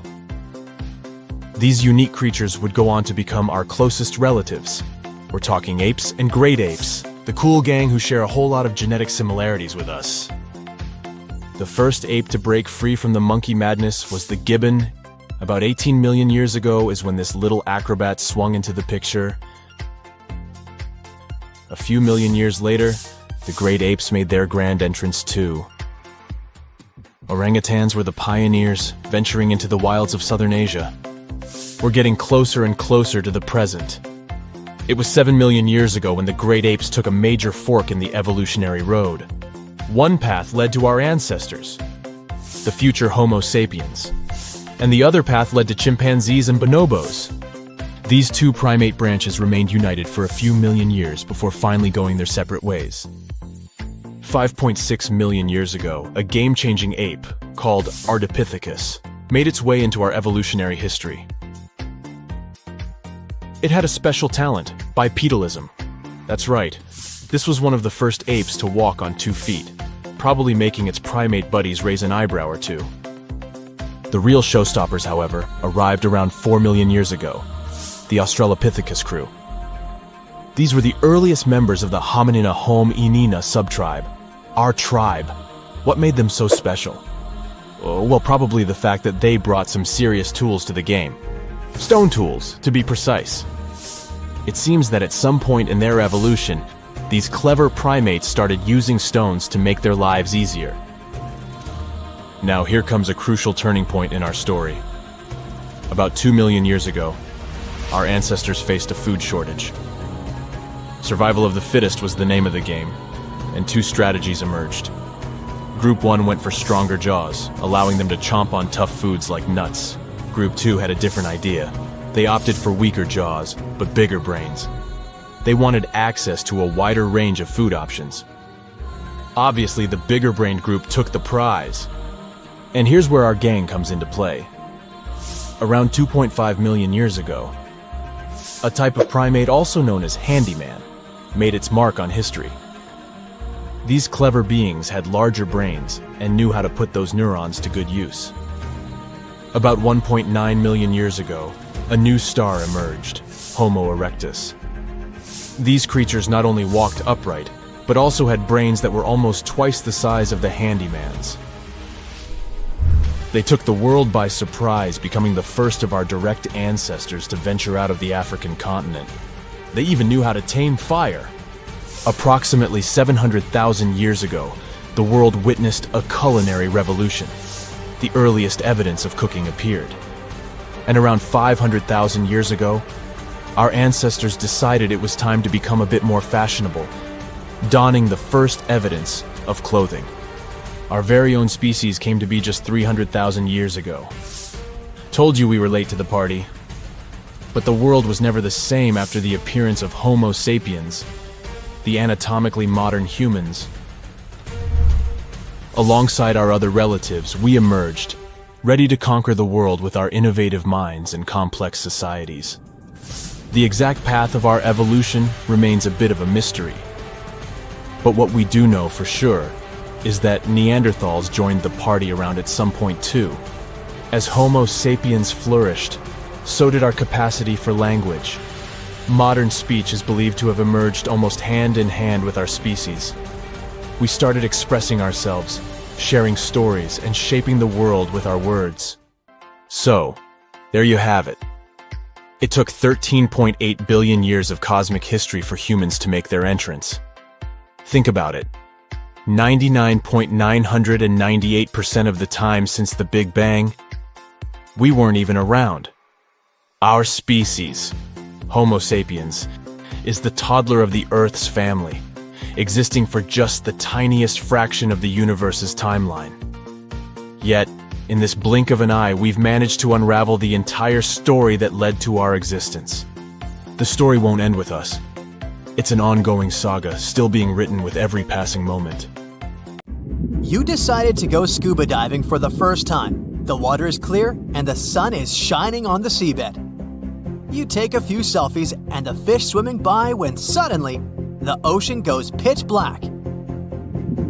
You look up and, oh my, what is that gigantic animal? It's definitely not a shark, not a whale. Is it a turtle? Yup, but fear not, it's not gonna hurt you. If you had lived on this same Earth about 72 million years ago, then maybe this could have really happened to you. Scientists have recently found the fossils of a gigantic marine turtle that could have grown as big as 12 feet. If you don't have any idea of how big that is, let's see some examples.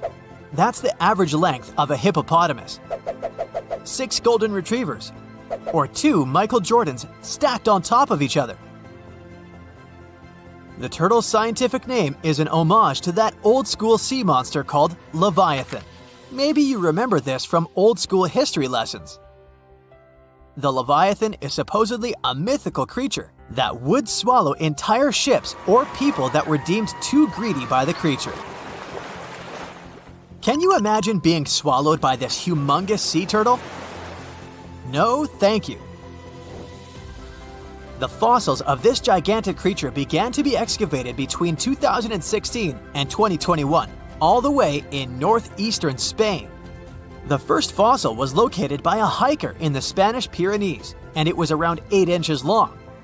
The pelvis of this turtle alone measured around 35 inches. It would definitely be one of the biggest turtles today if it hadn't gone extinct. FYI, the largest living sea turtles today can reach up to 6 feet in length, which is already pretty big. Now, how about a gigantic prehistoric scorpion? I bet most people here are not huge fans of these creatures, especially since they're poisonous, which is why the thought of a 9-foot-long aquatic scorpion might be the stuff of nightmares. Let's just say that if they hadn't gone extinct some 400 million years ago, lakes and rivers would be much more dangerous places for humans today. These gigantic insects were considered to be apex predators in their time, hunting everything from fish to other animals, even of their own kind. Yikes! I got goosebumps just imagining these creatures. Should we thank the asteroid that hit our planet now or later on in this video? Another prehistoric animal that would shock humans if it were still alive is the so-called megatherium, a gigantic sloth. This huge sloth is believed to have grown up to 20 feet long, and its weight could be up to 8,000 pounds. It was found in the woodlands and grasslands of South America. The creature used to stand on its 2 feet in order to reach leaves on high branches. These giant sloths had huge claws. They helped them climb trees. I gotta say, I feel uncomfortable imagining these elephant-sized sloths climbing trees. Oh, of course, some dinosaurs will make our super-sized creatures list. But before that, here's a fun fact. Did you know some dinosaurs are still alive today? Scientists have proven that birds are classified as theropod dinosaurs. Such infamous creatures as the T-Rex and Velociraptor belonged to this group. I'm sure you've heard these names even before you watched Jurassic Park. The Velociraptor is that scary dino that breaks into the kitchen.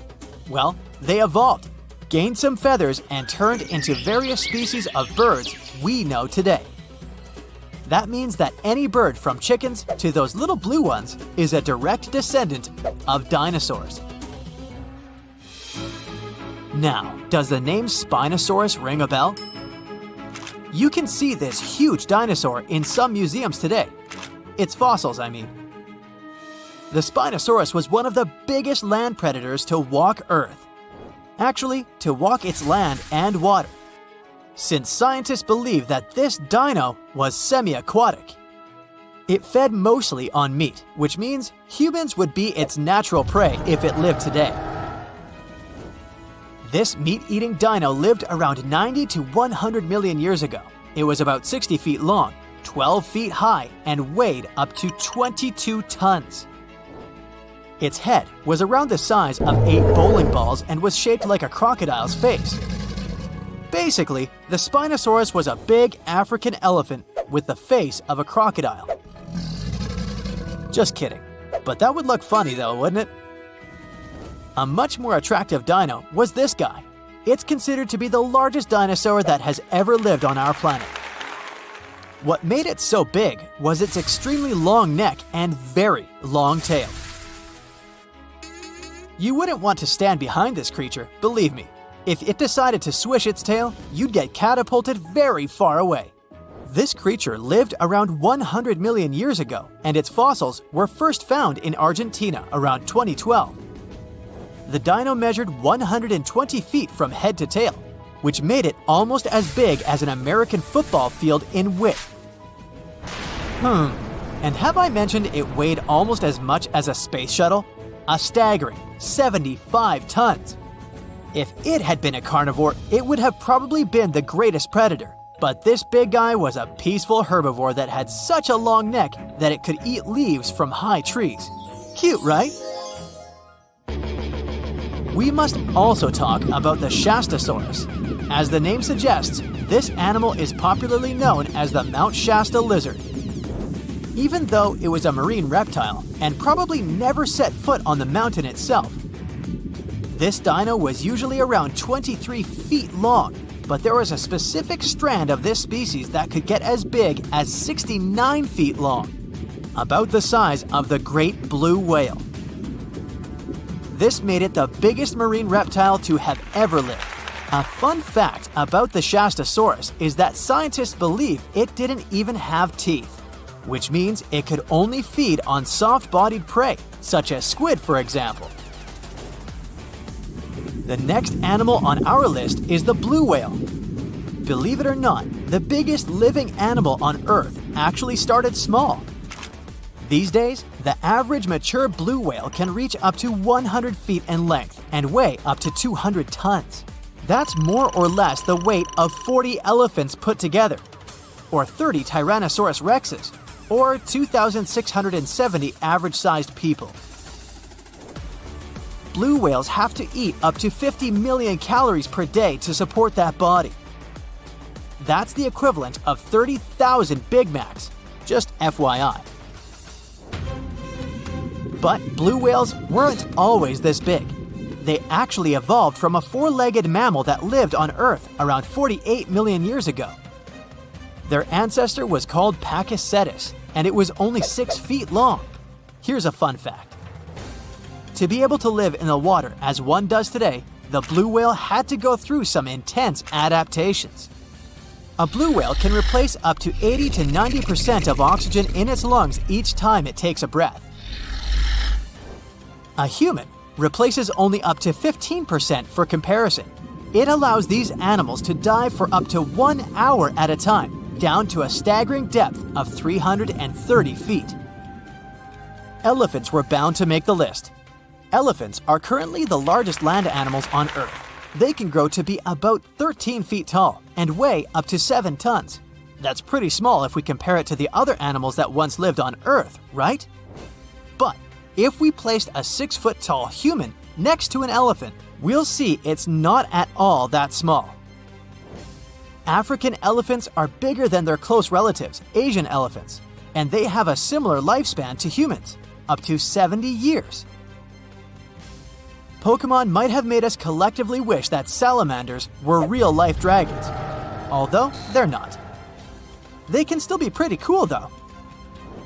There's a giant species of salamander that is known to be the largest living amphibian. They can grow to be as long as a regular-sized human, reaching up to 6 feet. I bet that wouldn't be a pleasant underwater encounter. We've all been afraid of the dark at some point in our lives, haven't we? I mean, do you remember getting tucked into bed by your mom or dad after they read you some scary fairy tale with monsters and dragons, or even dinosaurs? But just as your parents were about to turn the lights off and silently step out of your room, you remembered. What if there was something hiding under your bed? Or worse, what if some spooky creature was stuck somewhere in the closet? You could probably get up and check, but it was too dark out there. Wouldn't it be great to have some source of light that would come from within your body? You could always use it whenever you get surrounded by darkness. Unfortunately, as humans, we aren't able to do that. But there are a bunch of creatures out there that can, in fact, light themselves up. That's thanks to a little something scientists call bioluminescence. Animals and fish living in the ocean tend to have this talent more often than others. And you can find these creatures anywhere, close to the surface or deep down at the bottom. 2.5 miles deep if you have a knack for numbers. These creatures use their light for a lot of things, like communicating with other members of their species, luring in prey, and even scaring away enemies. Bioluminescence is basically an organism's ability to emit its own light. Chemistry has a lot to do with it. Such animals use two chemicals, one called luciferin and the other called luciferase. Add a bit of oxygen and bam! Light! Should you ever wonder if you actually observe bioluminescence or if someone just dropped a glow stick in the ocean, be on the lookout for neon blue, green, or even red sparkles in the sea. They're usually spread over a large area. This can even make the water look like glitter or a starry sky. You can thank squid, tiny crustaceans, and algae for this romantic atmosphere. Now, I've got another unusual phenomenon for you. How about a golden waterfall? I'm not kidding, it actually exists, and it's a natural phenomenon. To see it, you have to drive to Yosemite National Park to the Horsetail Fall. Make sure to plan your trip in winter or early spring. That's the only time during the year when you can see this awesome phenomenon. It doesn't need any scientific explanation. It's nothing more than sunlight at dusk hitting the waterfall in such a unique way that it makes it look like a river of lava. Or gold, your choice. That's the reason why during this time of year, the Horsetail Fall is also named the Fire Fall. Unfortunately, this phenomenon is becoming less and less visible within the years, mostly because of drought and other issues connecting with the melting of snow. So, should you ever decide to visit, keep an eye on the waterfall since the effect is very brief. Ever heard of a dirty thunderstorm? It's also called volcanic lightning. Apparently, specialists looking into the phenomenon have yet to fully grasp what it is.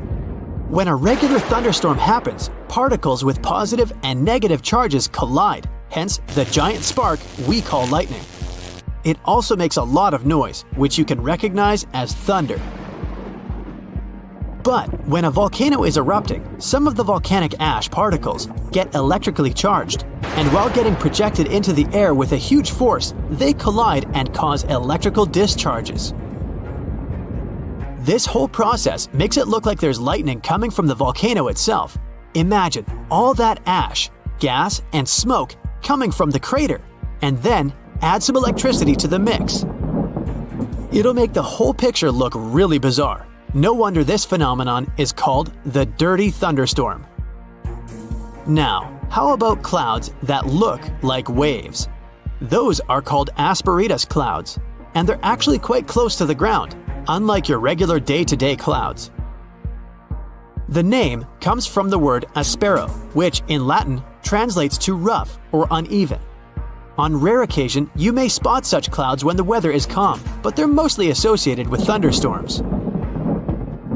These clouds appear during unstable atmospheric conditions, and surprisingly, they don't produce rain. Even though they do resemble dark storm-like clouds, they also create random patterns, tricking your eyes into thinking you're looking at the surface of the sea from under the water. Another impressive kind of cloud is called mammatus clouds. What makes them so special is a series of bulges emerging from the base of each cloud. One such cloud enters a level in the atmosphere where the wind direction changes. You can see these wave-like patterns in the sky. Australia is the place for you if you like surfing, but not all the waves you can catch there are made of water. Near a town called Hayden, there's a mysterious wave made out of rocks. This granite formation supposedly dates back to 2.63 billion years ago. That's way before dinosaurs started hanging around the planet. Standing at 49 feet high and 360 feet long, the wave was formed as a result of two processes: weathering and erosion. There's softer sediment at the base of the wave rock, which was chemically weathered by groundwater. Winds and rain did the rest of the job, causing the erosion of the rest of the formation. Its red, yellow, and gray stripes are made of iron hydroxide, carbonates, and other chemical compounds that were washed down by the rain. You've made it to Australia, so stick around a bit more. There's one more location here that seems unreal. You'll need to fly over this one, however, if you want the best picture. In the western part of the country, surrounded by green woodlands, there's a series of lakes. They're all a staggering shade of bright pink.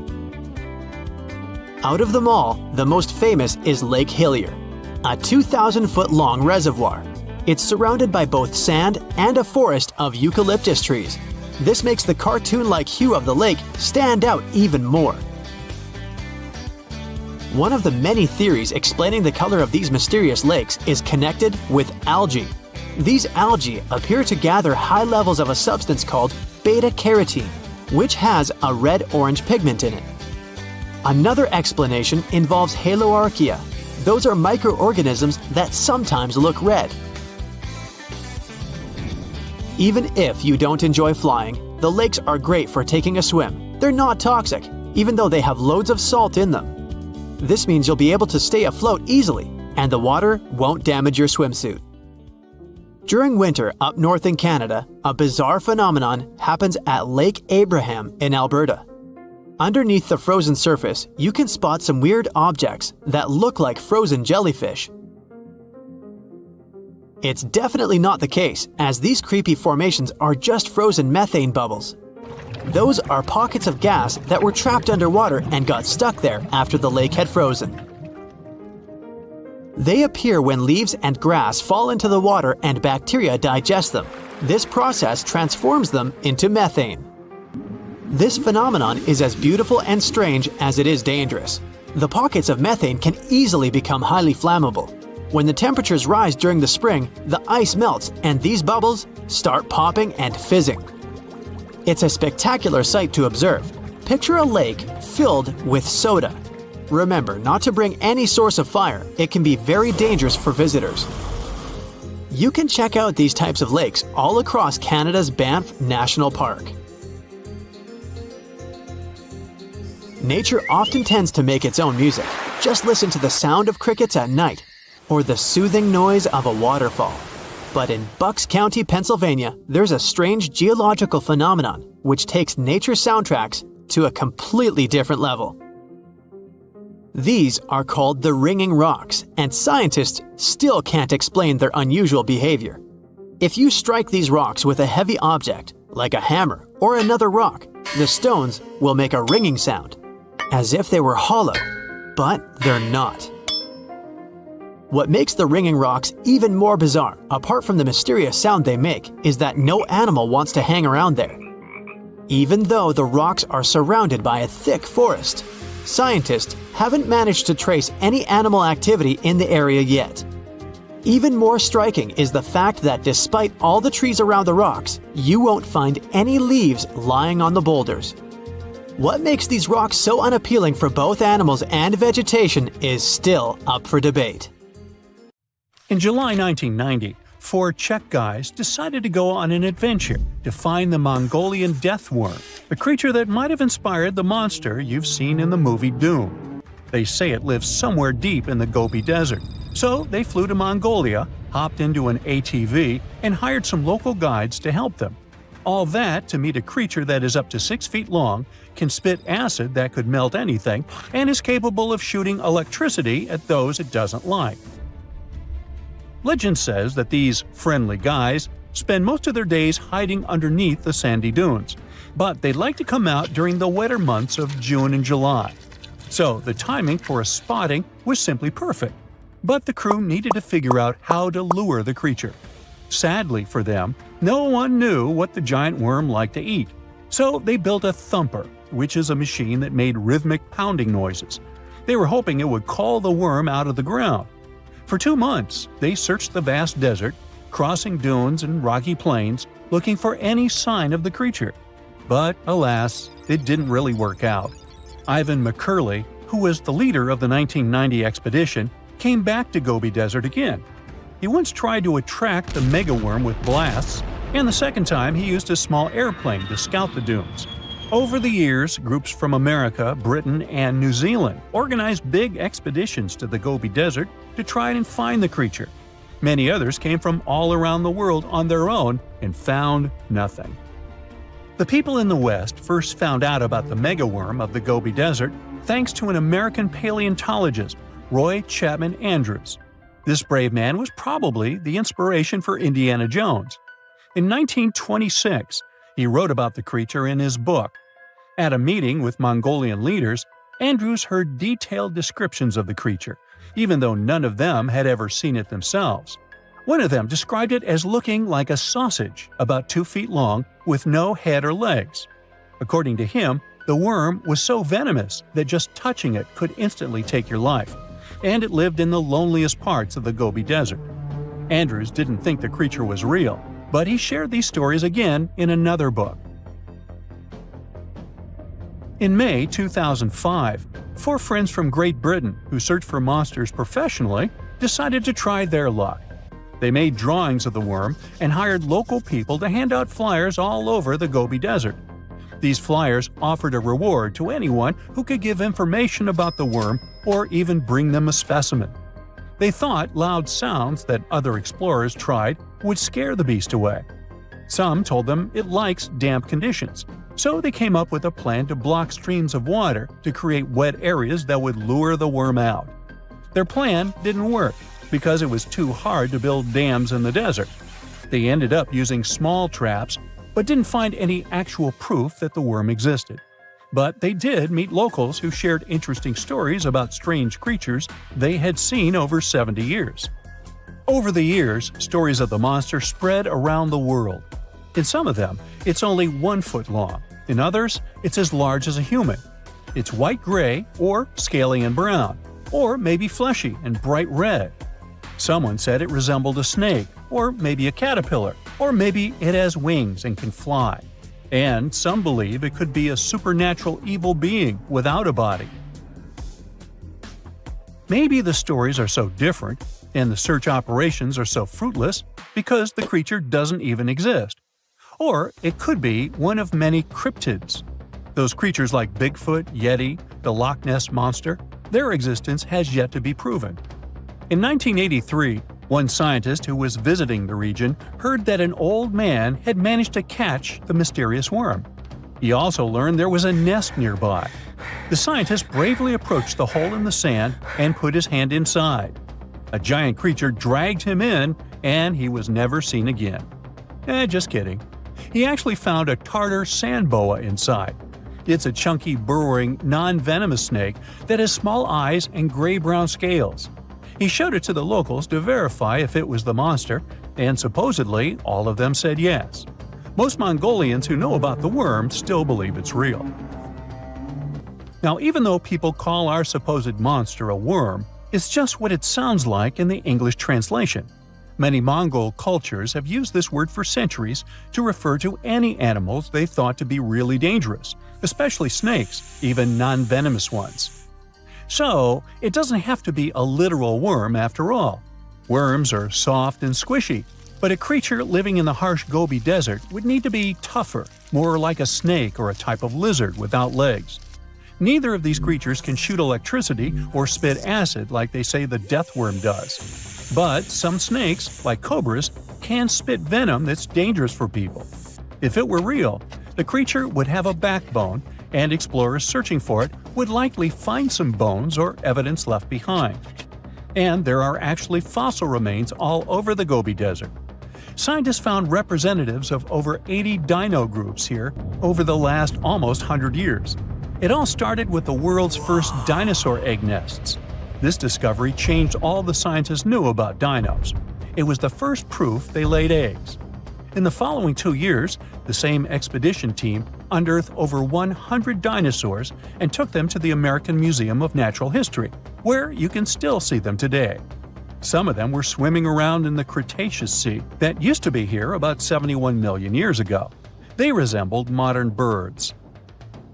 The mystery of the megaworm is still unsolved, but there used to be another mystery scientists finally managed to explain.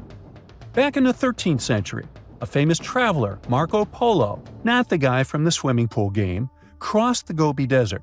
He thought he could hear mysterious noises, like the sounds of musical instruments such as drums. He wrote about it in his book and believed he might be hearing the voices of restless spirits. Scientists call these noises singing sands or booming sands. Unlike the squeaky sound you might hear when walking on a sandy beach, these desert sounds are much louder, like a musical instrument playing deep, haunting notes. Over the years, people came up with all kinds of ideas about what caused the sounds, like underground water or winds making the sand vibrate. Not all dunes can do this, and scientists wanted to figure out why. Sometimes the winds might cause a small avalanche on the side of a dune, and then you can hear the magical sound start. But this is rare. So, to study it, scientists had to help the dunes sing. They climbed to the top of a dune and slid down on their backs, using their hands and feet to push sand down. As the sand tumbled, the sound started softly and got louder. They could even feel the vibrations with their hands. So they found out that for a dune to sing, a few special things need to happen. The grains of sand must be the right shape. The dune has to be big, and the sand must be very dry, so no singing after it rains. Inside the dune, there's a hard layer of packed sand that acts like a giant speaker. This layer bounces the sound waves back and forth, makes the noise louder and louder, and creates a haunting melody that can fill the desert air. In other words, the dunes can play tunes.